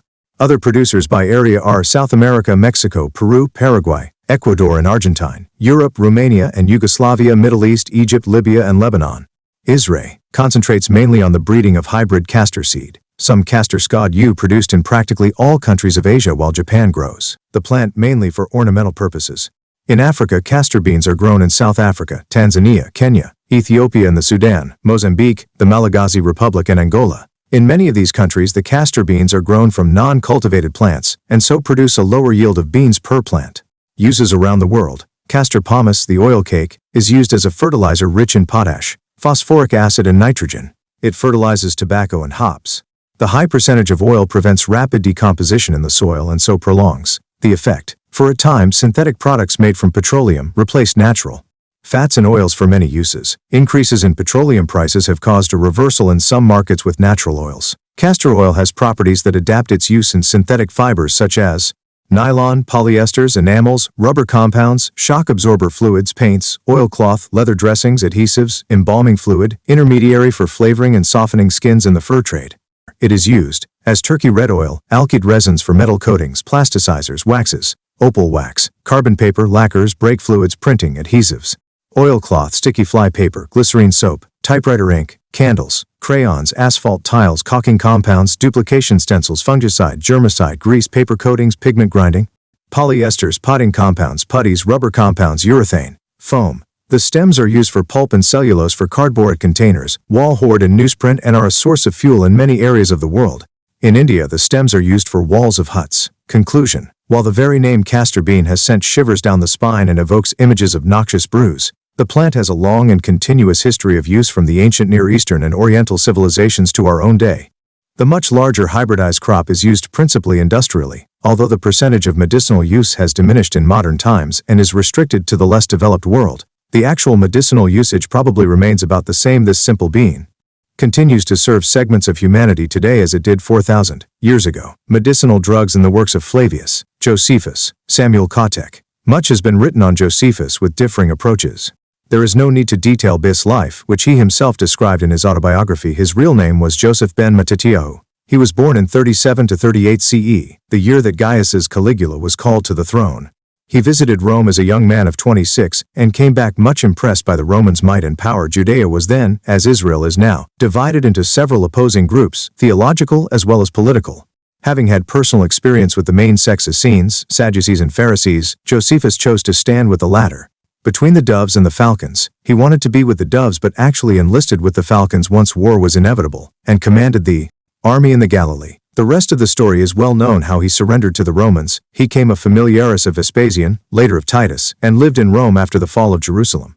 The date of his death is unknown. He produced 4 works for as much as we know: the Life Vita, his autobiography Against Appion Contra Appionem, the Jewish War Bellum Judaicum, and Jewish Antiquities Antiquitates Judaici, his magnum opus, in 20 volumes. The noted specialist of ancient medical history, Max Neuberger, devoted in his thin but epical work on medicine, and Flavius Josephus's too, a small chapter on pharmacology and natural sciences. This was the primum movens for my study, which includes several therapeutic prescriptions not derived from plants or roots. The English quotations are taken from the Loeb Classical Library edition. The rich products of Jericho. The region of Jericho was famous in the Middle East for its fertility. According to scriptures, its waters were cured by the prophet Elisha. He went out to the spring of the waters and cast salt in there and said, "Thus says the Lord, I have healed this water. There shall not be from there any more death or miscarriage." 2 Kings 2:21. Indeed, writes Josephus, this spring irrigates a larger tract than all others, permeating a plain 70 furlongs in length and 20 in breadth, and fostering within that area the most charming and luxuriant parks. Of the date palms watered by it, there are numerous varieties differing in flavor and in medicinal properties. The richer species of this fruit, when pressed underfoot, emit copious honey, not much inferior to that of bees, which are also abundant in that region. Bell, Judd, A. 468. According to most commentators, the honey mentioned in the description of the Promised Land, a land flowing with milk and honey, X 13:5, IA, should actually be understood as pressed dates. Josephus has more to say on Jericho. Here too grow the juicy balsam balsamon, the most precious of all the local products. The cypress is Kypron, and the myrobalanus is myrobalanon, so that it would be no misnomer to describe as divine this spot in which the rarest and choicest plants are produced in abundance. Bell, Judd, 469, see also Ant, IV 100. Honey is mentioned in the Talmud. It was used to revive someone afflicted with bulimia. However, it may impair the healing of a wound. It is mentioned in Ecclesiasticus as an essential antrient, Eccles 9:26. Balsam commiphora opobalsamoni was in very wide use throughout antiquity, and the Middle Ages. Even Galen had this aromatic resin brought from Judea, used for the healing of wounds. Cf. the balm of Gilead, Jir. 822. It was sometimes added as a spice in aromatic wines. Cypress. Cupressus sempervirens was used in ancient pharmacopoeia to treat polyps, carbuncles, erysipelas, or worms. It still grows in the Syrian mountains nowadays. Myrobalanus terminalia chebuloret was mainly used in Persia and Arabia as a purgative and for the relief of stomach pains. It is mainly found in East India. The products of Canaan. When Jacob sent his sons, including Benjamin, a second time to Egypt to buy food, he said, "Take of the best fruits in the land, as is present to the man," that is Joseph, "a little balm and a little bony, gum, ladumum, nuts, and almonds." General 3:11. Josephus has another version of these products of Canaan. They took balsam, myrrh, terebinth, and honey. Ant. 2:8. Possibly, nuts and almonds seem to Josephus too common to be included in a present for a high official. Mirth commiphora myrrha Engel was common in Arabia and Abyssinia, and was used for its aromatic and antiseptic properties. Terebinth Pistacia terebinthensis produces an edible fruit. Its oil was used against gout and rheumatic diseases. Its bark was used against diarrhea. Its resin was the most useful component, used as an anodyne and against worms. Among these valuable products of Canaan are also mentioned in the context of Joseph being sold by his brothers. A caravan of Ishmaelites came from Gilead with their camels bearing gum, balm, and laudanum, going to carry it down to Egypt. General 7:25. Aromatic drugs for the priestly ointment. Josephus tells us that the ointment was prepared in the following way. Moses used 500 shekels of choice myrrh, an equal quantity of iris, with half that weight of cinnamon and calamus. These ingredients and others were to be pounded and soaked, a hint of olive oil was to be mixed therewith, and the whole concocted and boiled down by the perfumer's art into an ointment of sweetest fragrance. 197. This description is similar to the biblical text, X 30:2325. We should note that Josephus does not give any detail on the preparation of the holy incense ketoret, from fear of wearying my readers, he adds. However, he mentions that when the Romans looked the Temple Mount, the treasurer named Phineas gave them a mass of cinnamon and cassia and a multitude of other spices, which they mixed and burnt daily as incense to the Lord. Bel Jud. Vi. 390. Myrrh more has been mentioned above. Note 9. Cinnamon, cinnamon. Giar. Cinnamomum was probably Cinnamomum aromaticum Nes, also called Cinnamomum cassia bl, of which not only the bark but also flowers and leaves are rich in cassia oil and cannella aldehyde. However, the best cannella comes from Cinnamomum solanicum Nes from its inner bark. The differentiation between cinnamon and cassia is not easy. Calamus's canna, kinch bosom, was most probably Acorus calamus, which grows in Europe and South Asia and North America. Dioscorides calls it Calamus aromaticos's iris, mentioned by Josephus for Hebrew kida, is in most translations rendered by cassia. The Septuagint, however, translates as Iris, probably either Iris germanica or Iris florentina, both rather common in southern Europe. Cassia was most probably not Cassia fistula, or one of the related plants, rather it was the above-mentioned Cinnamomum cassia bl, or the Laurus cassia L, although Josephus mentions both cinnamon and cassia in Bel Jud. Vi. 390. Be this as it may, the identification of the ingredients of the biblical ointment is obviously no easy task. The mitre of the high priest. Josephus's description of the high priest's mitre, or ceremonial turban, involved several plants. For headdress the high priest had a cap made in the same fashion of all the priests, but over this was stitched a second of blue embroidery, which was encircled by a crown of gold, and sprouting above this was a golden calyx, recalling the plant which with us is called saccharon, but which Greeks expert in the cutting of simples term henbane. It is a plant which often grows to a height of above 3 spans, with a root resembling a turnip, and leaves like those of the rocket. Now out of its branches it puts forth a calyx which closely adheres to the twig, and is enveloped in a husk which detaches itself automatically when it begins to bring forth fruits. The calyx is as big as a joint of the little finger, and resembles a bowl in contour. I have abbreviated the description which continues till 178. It involved other plants, pomegranates, sideritis and poppy. The mitre is also briefly described in Bel Jud v. 235. There is no detailed description in the Bible. X 28, 36-37, 39, 28, 30. Henbane, turnip, rocket, pomegranate, sideritis, and poppy. 6 plants are mentioned in this paragraph, which displays a remarkable interest in botanical lore. I will not elaborate on all of them. The turnip Giarbunius is more precisely the French turnip, Brassica rapa, or perhaps the Brassica napus rocket, Gr. Usamon, is Aruca sativa mill or Brassica urwo, found around the entire Mediterranean Sea. The sideritis mentioned by Josephus could be Sideritis syriaca, which grows in Asia Minor, or Sideritis hirsuta, southern Europe, the kestrone of Dioscorides. However, what Galen calls sideritis was Achillea magna. Now a few words on henbane. The Greek term used here is chiamon, usually meaning beans vicia faba. However, Hippocrates used the term Hioskiamos peri, Nauson 143 for henbane. Dioscorides used the same term Ivor 68, hence the Latin Hiosiamus. This is Hiosiamus niger, which grows in Europe. Far Juskiame, Germ Bilsenkraut, the banj of Persian and Arab authors. The Aramaic synonym shikuna or shikrona is found in Asaph Lo, note 19 above, and also in Ibn al-Baythur Sikron.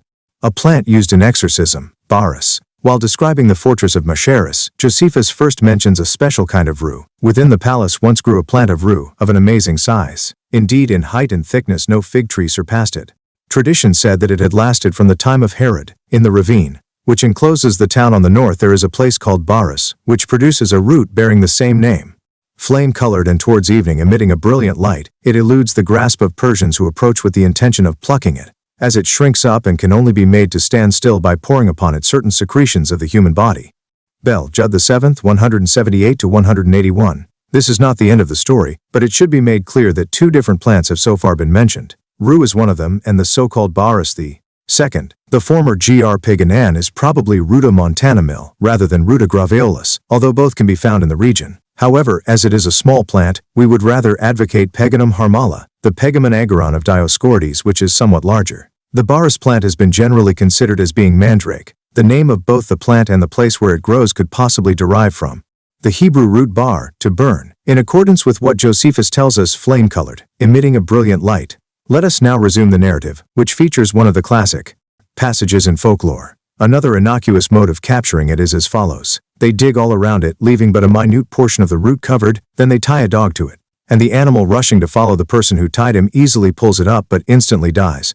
Bell, Judd, 7th 183-184. This root has a marvelous effect, for the so-called demons, in other words, the spirits of wicked men which enter the living and kill them unless aid is forthcoming, are promptly expelled by this root, if merely applied to the patient's bell. Judd the 7th 185.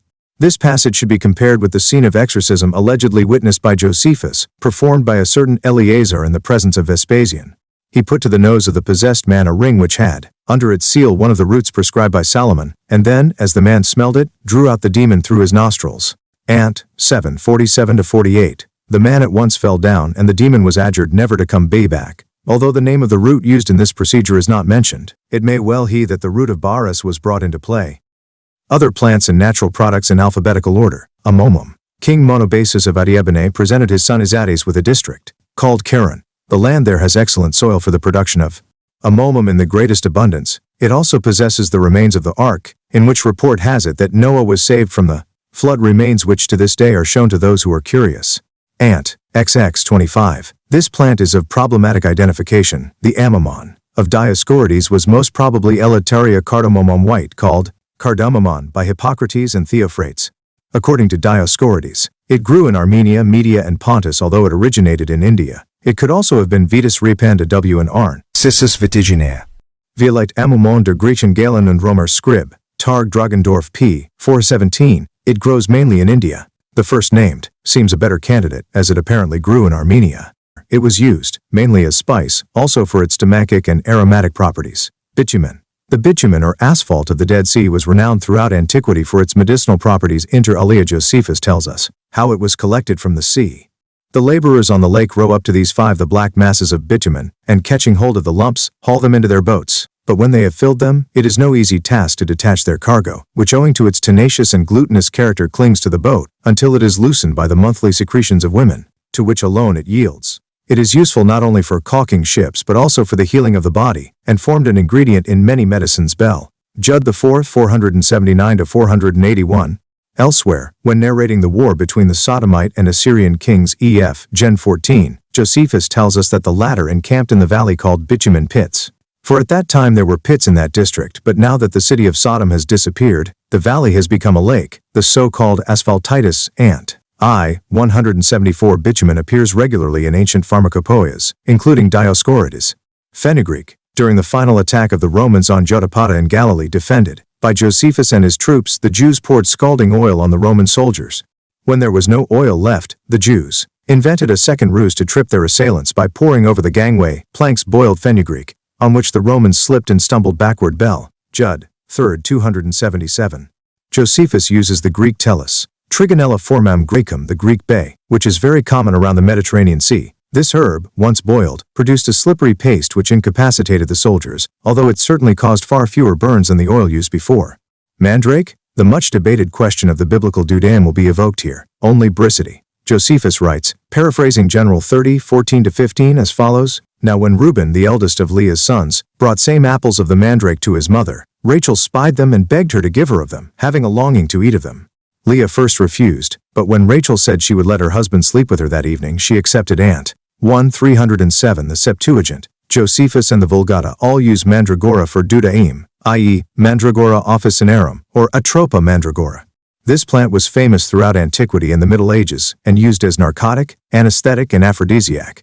It was much used in magic cures. The anthropomorphism of its roots, far from being constant, had impressed ancient observers. The flowers have a rather strong smell, whereas the fruit, which look like small yellow apples germ, Liebstiefel, have a slight aroma. Already in the Talmud and Midrash the sages discussed the identification of the dudalm, and there was no consensus. Nothing in the biblical text provides evidence of any pharmacological action of the dudaim, either as aphrodisiac or as a treatment against sterility. However, Josephus apparently had no doubt about the use and purpose of the mandrakes, whereas the sages of the Talmud and Midrash were hesitant and uncertain. Oil. Olive oil is normally meant when speaking of oil in Mediterranean countries, at least for food and cooking. Many other oils were used for lighting lamps. Oil was moreover used for embrocations, sometimes mixed with aromats, particularly after the traditional warm bath, and also before gymnastic exercise. There was a time when the use of Gentile oil was prohibited by the rabbis, as is also stated in the Talmud.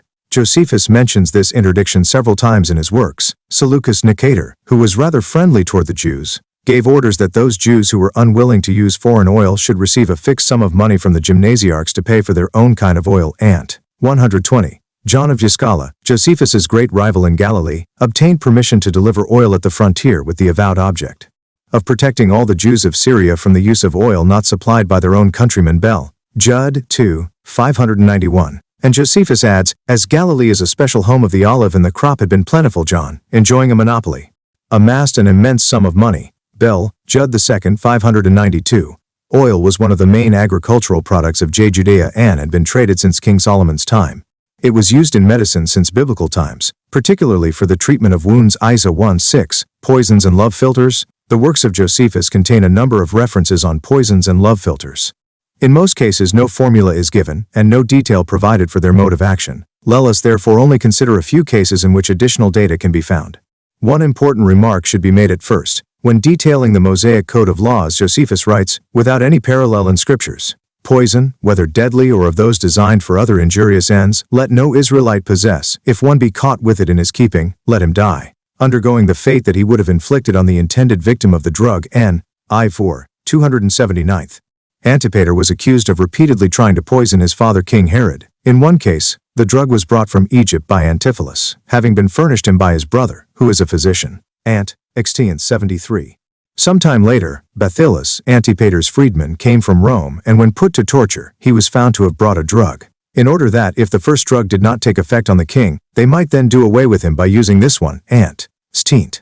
The ingredients of the second drug are given in the parallel narrative in Bellum Judaicum. It was composed of the poison of asps and the secretions of other reptiles. Bell, Judd, I. 601. Aspis is the Egyptian cobra, Coluber High. Needless to say, the venom of serpents was in wide use in antiquity as a poison, and also as an antidote. Dioscorides VI 53. Not only in Egypt and in Rome could poisons be purchased, there were specialists in Arabia. This drug had been brought by a woman from Arabia, ostensibly to stimulate his erotic feeling. It was called a love potion, but in reality to kill him. Now the women of Arabia are the most skillful of all in the use of drugs. To persuade her to sell the drug, both the mother and the sister of Pharoah's wife had gone to that region and had returned, bringing her along. Ant. Extidan 62-63. Indeed, in this case a plot was devised by a group of women. Even in Ascalon, a Philistine zone in ancient times, could poisonous drugs be prepared. An. XV 253. Conclusion. More could be said on therapeutics in Josephus's writings. A whole chapter could be devoted to thermal baths. One could expand on the evil spirits that plagued King Saul and were charmed away by music. Ant. 6th 166, on the physicians who advised that a beautiful virgin be selected in order to warm old King David. And 7. On the magic spells and cures that are mentioned, in addition to what has been reported when dealing with the root viruses. My intention in this study, however, was to remain within the field of materia medica.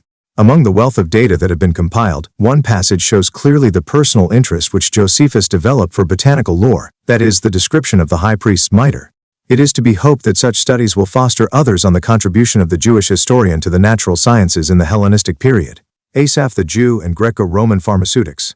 Stephen Neumeier. The complex intellectual encounter between Judaism and classical culture has been investigated in almost all its manifold aspects by both Jewish and non-Jewish scholars in works that have themselves become classics.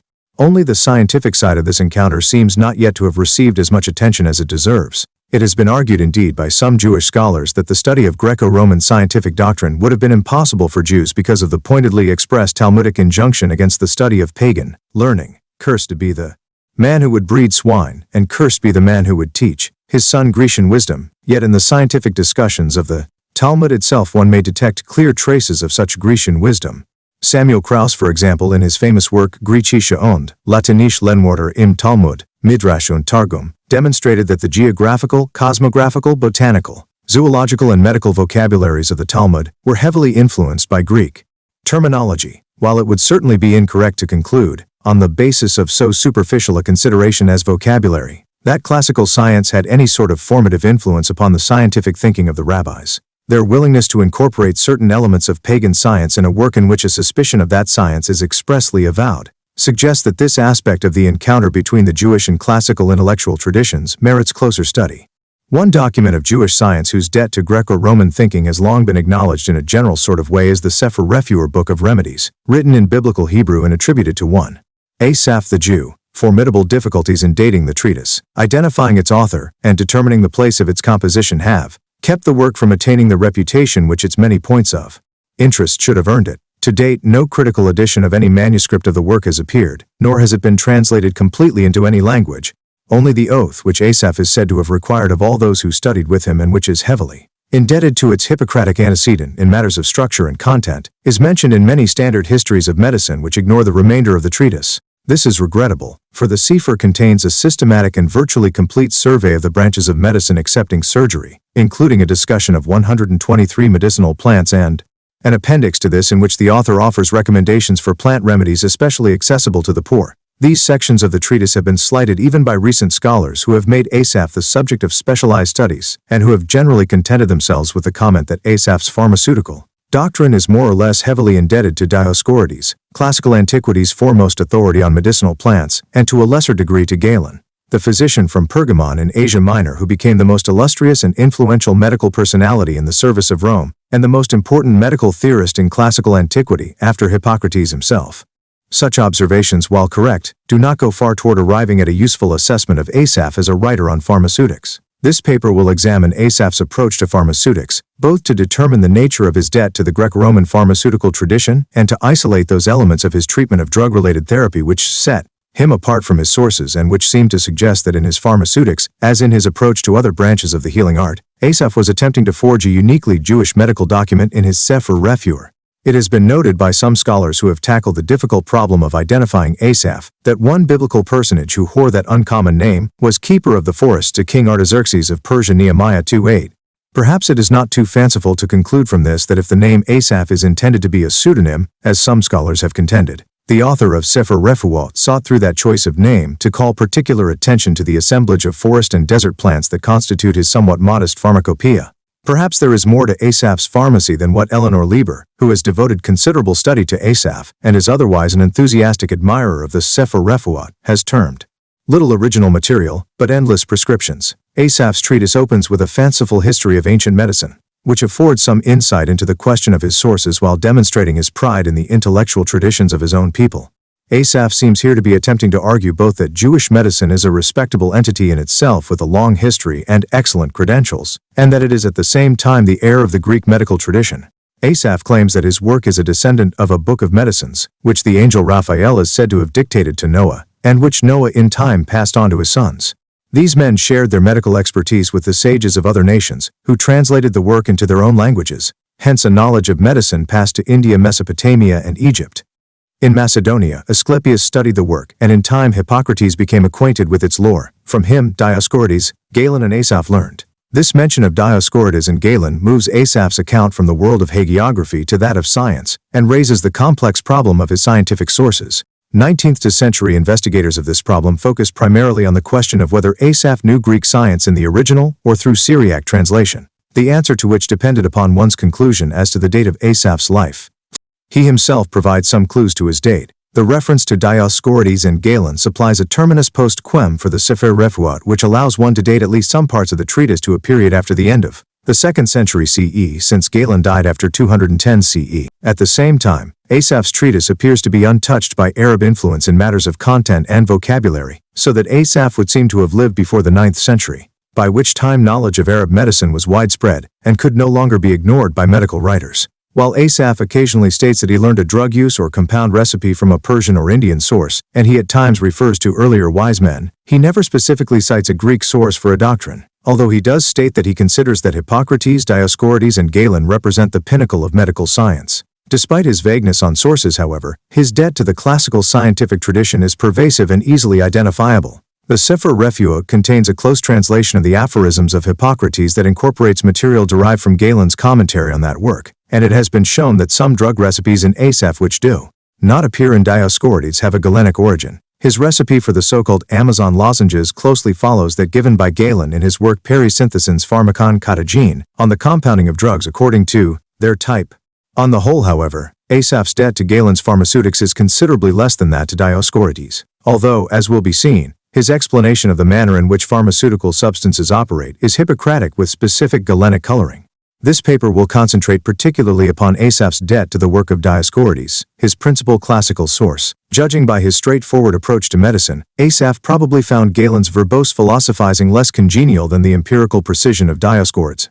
After Asaph had established in his History of Medicine that he is a careful student of the Greek pharmaceutical tradition and its heir, he states his theory of the actiology of disease, in which Greek influence is again obvious. He argues that the human body is put together of 4 elements: fire, water, air, and earth. Health, he states, is a harmonious blend of the warm, wet, cold, and dry qualities which these elements represent, while sickness is a dominance of one of these elements over the others. The doctrine that the world was subject to the dominance of one quality over another had its origin in the teachings of such pre-Socratic philosophers as Empedocles and Anaximander, and it appeared first as an explanation for the etiology of disease in the work of Alcmacon of Croton, who called disease a monarchia or dominance of one or another quality over the others, and health an isonomia or balance of opposite qualities. Once the Hippocratics substituted fluids for these abstract qualities which they called dynames, their theory of humors chrymal was born. It is significant that Asaph accepts the humoral explanation for disease, which otherwise plays no significant part in Jewish medical writing and is virtually absent from the Talmud. Early in the Sefer Refuot, Asaph provides a month-by-month account of the humors that predominate in each season, with recommendations on foods and activities to be emphasized or avoided during the period of dominance of each humor. Asaph regularly comments upon the effect of a medicinal plant in counteracting the pathological action of one or another of the humors. Asaph states, for example, that Glycyrrhiza, common name licorice, the 68th plant in Asaph's Pharmacopoeia, controls overactivity of the yellow bile, while Kentorion, common name Centaury, his 83rd plant, is said to flush out phlegm if given in enemas, and sesame oil, his 26th entry, is effective against black bile. While Asaph's descriptions of these 3 plants are, in other respects, closely derived from Dioscorides' Book 3, 5, 3rd 6-7, and I 34. In the Greek treatise, the humoral notations are original with Asaph. John Riddle, in his study of Dioscorides, has demonstrated that Dioscorides did not subscribe to the theory of humors. This would appear to be, then, an instance of Asaph's out-Hellenizing his principal Greek pharmaceutical source. Since the appearance of Riddle's brilliant analysis of Dioscorides, it has become clear that the 5 books of his Perihyles Hiatrix de Materia Medica are more than a randomly arranged compilation of plant, animal, and mineral-derived pharmaceutical substances. The great virtue of Riddle's work is its demonstration that the more than 1,000 naturally occurring drugs in Dioscorides' volumes, with their more than 4,700 drug actions, are arranged according to the physiological effects which they exercise on the body. Dioscorides felt that his system of arrangement would be so obvious to his readers that he did not need to spell it out. As a result, investigators sought in vain for 2,000 years to divine his system, and some incorrectly suggested that Dioscorides' plants were alphabetically arranged and accordingly rearranged them to make them so, or that they were arranged according to botanical classifications, systems which their proponents themselves acknowledged were only partially traceable and were of little help in understanding Dioscorides. A first examination of Asaph's Pharmacopoeia might tempt one to conclude that he recognized and imitated Dioscorides' system of classification, since the first 24 plants in Asaph's list duplicate the arrangement in the first volume of Dioscorides' work, but after these 24, Asaph unaccountably abandons Dioscorides' order. The Pedanius Dioscorides, who served as Asaph's principal pharmaceutical source and model, remains something of a mystery. A native of Anazarbus in Roman Cilicia, in Asia Minor, Dioscorides states that he traveled extensively to examine medicinal plants before composing his masterpiece De Materia Medica. It had long been believed that Dioscorides gained his intimate knowledge of European and Asian plants while traveling with the Roman army in some official capacity. But Riddle has noted that Dioscorides seldom mentions military sites, as one would expect of a camp follower. Riddle considers it more likely that he was some sort of practicing physician. In any case, his work betrays enormous familiarity with the plants found in the territories governed by Rome. Dioscorides never alludes to any historical events, but he can be dated with some exactitude from the fact that Pliny the Elder, who was scrupulous in naming his sources, did not mention or use Dioscorides in the medical botanical books of his Naturalis Historia books XXXVII, published in 79 CE. In addition, in the preface to his work, Dioscorides mentions Licanius as a friend of his, and this may be the Gaius Licanius Bassus who served as Roman consul in 64 CE. Hence it would seem that Dioscorides was at work on his treatise in the 60s and 70s. Since Asaph's work is a general treatise on medicine in which Pharmaceutics forms only one section, albeit the longest, one cannot expect to find the range of drugs or depth of coverage which distinguish his Greek source. Dioscorides devoted one chapter to each plant which he discussed, and the most extensive of his chapters contain as many as 12 types of information. The name of the plant under discussion with synonyms in Latin, where it is grown, a botanical description of the plant, its properties and types of action, its medicinal usages, possible side effects, dosages, particulars on harvesting and storing the plant, methods for telling if a sample has been adulterated naturally or artificially, veterinary usages, magical properties, and particulars on how geographical factors affect the potency of samples of a given plant. While Asaph's entries are in no case so collaborate as this, one can form some notion of his approach to pharmaceutics from an examination of those elements which he chooses to retain and emphasize in adapting and reshaping. Greek source material. He follows Dioscorides' practice of opening his entries by providing the name of the plant under discussion in several languages, beginning usually with a Hebrew transliteration of the Greek name as found in Dioscorides, followed in some cases by Latin, Syriac, and Persian equivalents in transliteration, a polyglot system which may be indicative of the audience that Asaph expected. In those cases where Asaph comments on the habitats of his plants, he regularly singles out Castern, in particular biblical locations, as producing the medically most potent examples of a plant. He sunes in his fifth entry, for example, that the best cardamom grows on Mount Ararat. Dioscorides had said more generally that Commagene, Armenia, and the area of the Bosporus produces the best. Likewise, Asaph claims that the best variety of Skinos, common name mastic, grows on the plain of Sharon, while the parallel entry in Dioscorides gives no particulars on habitat at all. Asaph's practice of singling out eastern sites, coupled with his assertions elsewhere in the treatise on the peculiar excellence of Palestinian wines, waters, and winds over those of other nations, have led some scholars, including Sussman Muntner and the important early 20th century Asaph scholar Ludwig Venetiener, to conclude that Asaph was Palestinian by birth, on the assumption that only a native could speak so knowledgeably and enthusiastically about the plants of the Holy Land. It may be argued, however, that Asaph's comments on the plants of the Holy Land reflect rather his typical manner of manipulating his sources than an attempt on his part to supply firm biographical evidence on his origins. When Asaph claims that the climatic conditions of one area are preferable to those of another, one thinks at once of the Hippocratic treatise Airs, Water, Places, the enormously influential Greek work that argued that the winds and waters of Europe were superior to those of Eastern nations in promoting health and even in fostering human intelligence. It is possible that Asaph is intentionally controverting the Hippocratic tradition by contending that the climatic conditions of Palestine render it the most desirable part of earth. Here, as often in his treatise, Asaph accepts a Greek idea, but transforms it so that it becomes an article of Jewish medical lore, nor is Jewish literature without such claims of the Holy Land. It is stated, for example, in the Talmudic tractate Baba Bathra BT Baba Bathra 82 billions. From this one may deduce that the climate of the land of Israel makes one wise, and in tractate Ketubot BT Ketubot 111 billions, it is claimed that the land of Israel is so fertile that it produces larger cabbages than grow elsewhere. Many an ancient nation claimed that its geographical location was so blessed as to render it the most healthful, fruitful spot on earth, and Asaph, taking a cue from both classical and Jewish sources, contributes in his Pharmacopoeia to the Jewish position in this argument. Asaph followed Dioscorides in asserting that pharmaceutical plants work by exercising drying, moisturizing, astringent, and diuretic actions among others upon the human body, but he went further in claiming, as a humoral pharmacist, that such actions reflect the work of a drug in re-establishing the balance of humors and eliminating the dominance of one humor over the others. It is obvious that such a system, if carried to extremes, can result in a regimen of drug therapy mathematically precise and hopelessly abstract, as can be seen happening in the complex pharmacology of Galen, who claimed to know the exact degree to which any pharmaceutical substance countered humoral action. While Asaph's concept of drug action is infinitely simpler than that of so thoroughgoing a humoralist as Galen, his allegiance to this element of the Hippocratic heritage goes far to explain his lack of appreciation of Dioscorides' sophisticated groupings of drugs by pharmaceutical actions, a remarkable insight that glimpsed toward chemistry centuries before its invention, and showed what observational science could achieve in Greece when not encumbered by the excessive theorizing that was so often the bane of Greek science. Asaph's allegiance to humoral doctrine may have conditioned his responses to other categories that regularly figure in Dioscorides' plant descriptions. Dosages are often rather vaguely supplied by Asaph, who may note merely that a plant medicine is good when taken with water, for example, Bruon, Asaph's 18th plant, scientific name Umea, common Nante, tree moss, or good with wine, for example, Kostos, Asaph's 13th plant, scientific name Zuxur and Lapa, or good with pigeon dung, for example, Pyrothon, Asaph's 46th plant, scientific name Anthemis pyrethrum, this latter being one of Asaph's relatively rare excursions into what German terms so charmingly and appropriately Drecapothic. Asaph's imprecision in specifying dosages may suggest that he was writing for an initiated audience for whom common dosages would have been well known, or, as a humoral pharmacist, he may have felt that the plants in question possessed intrinsically the property needed to effect the desired therapeutic action on an unbalanced tumor so that additional detail would be superfluous.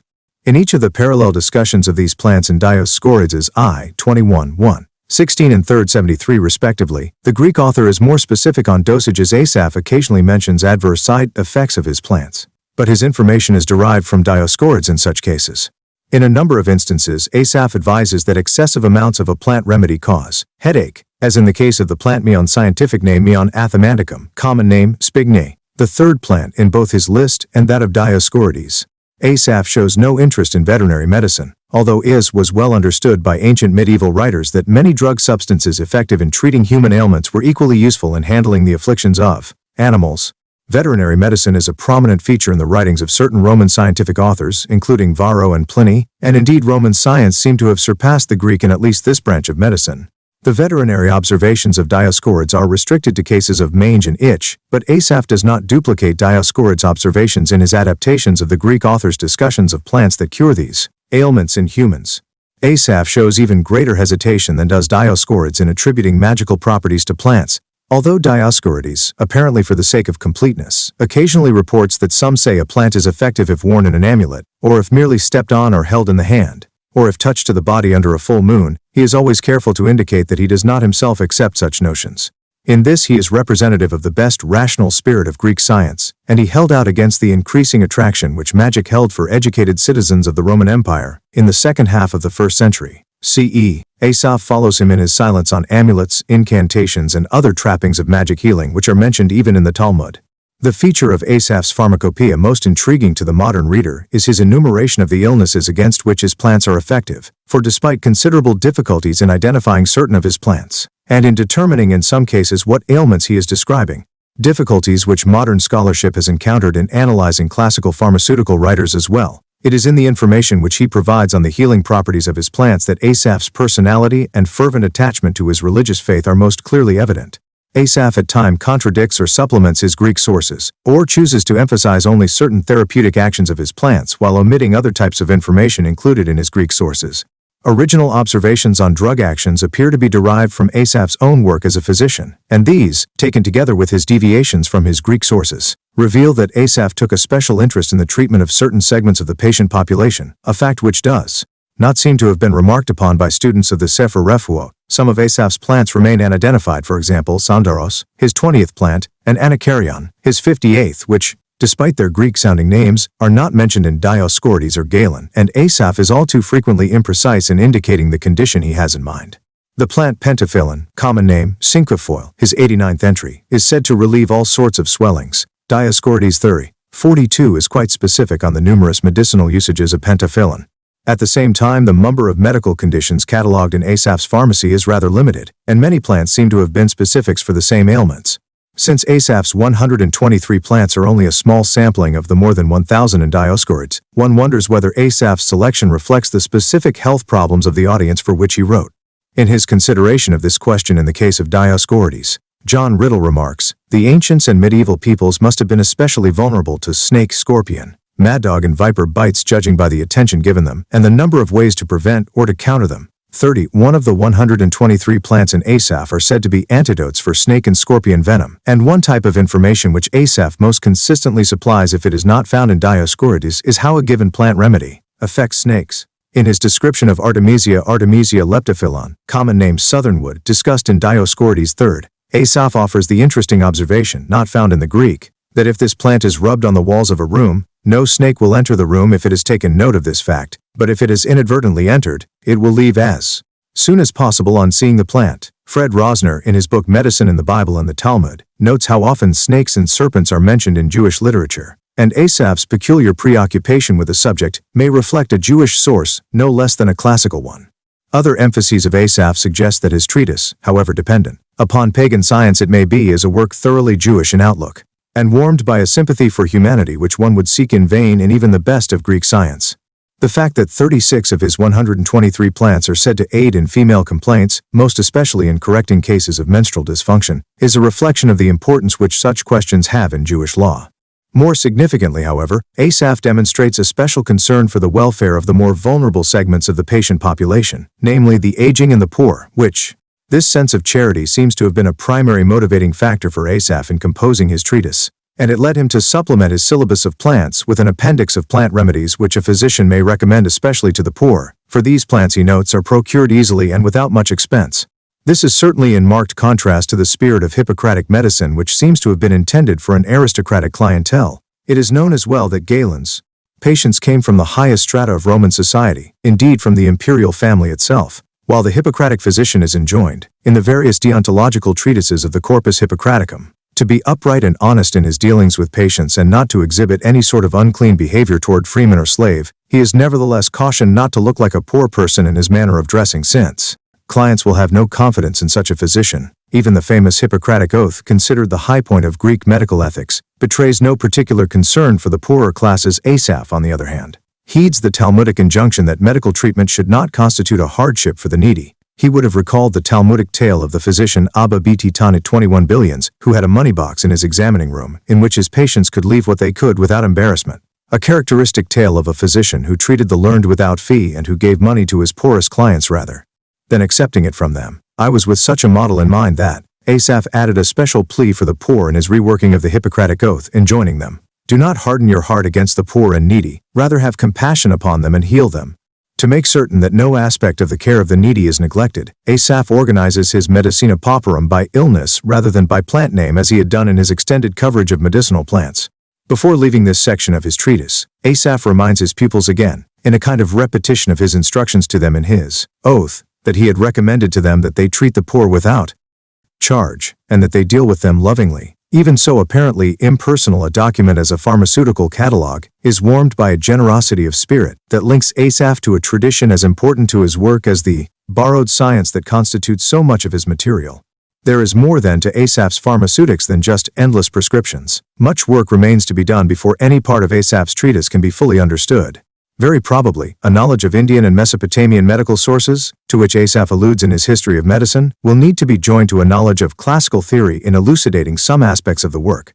This preliminary investigation of Asaph's Pharmaceutics in relation to classical sources has at least shown that in his treatment of medicinal plants, a subject which he covers at greater length than any other in his treatise, Asaph is an enlightened student of Greco-Roman pharmaceutics, to some extent an independent investigator dedicated to expanding the knowledge which his sources provided him, and a pious Jew who accommodated that knowledge to the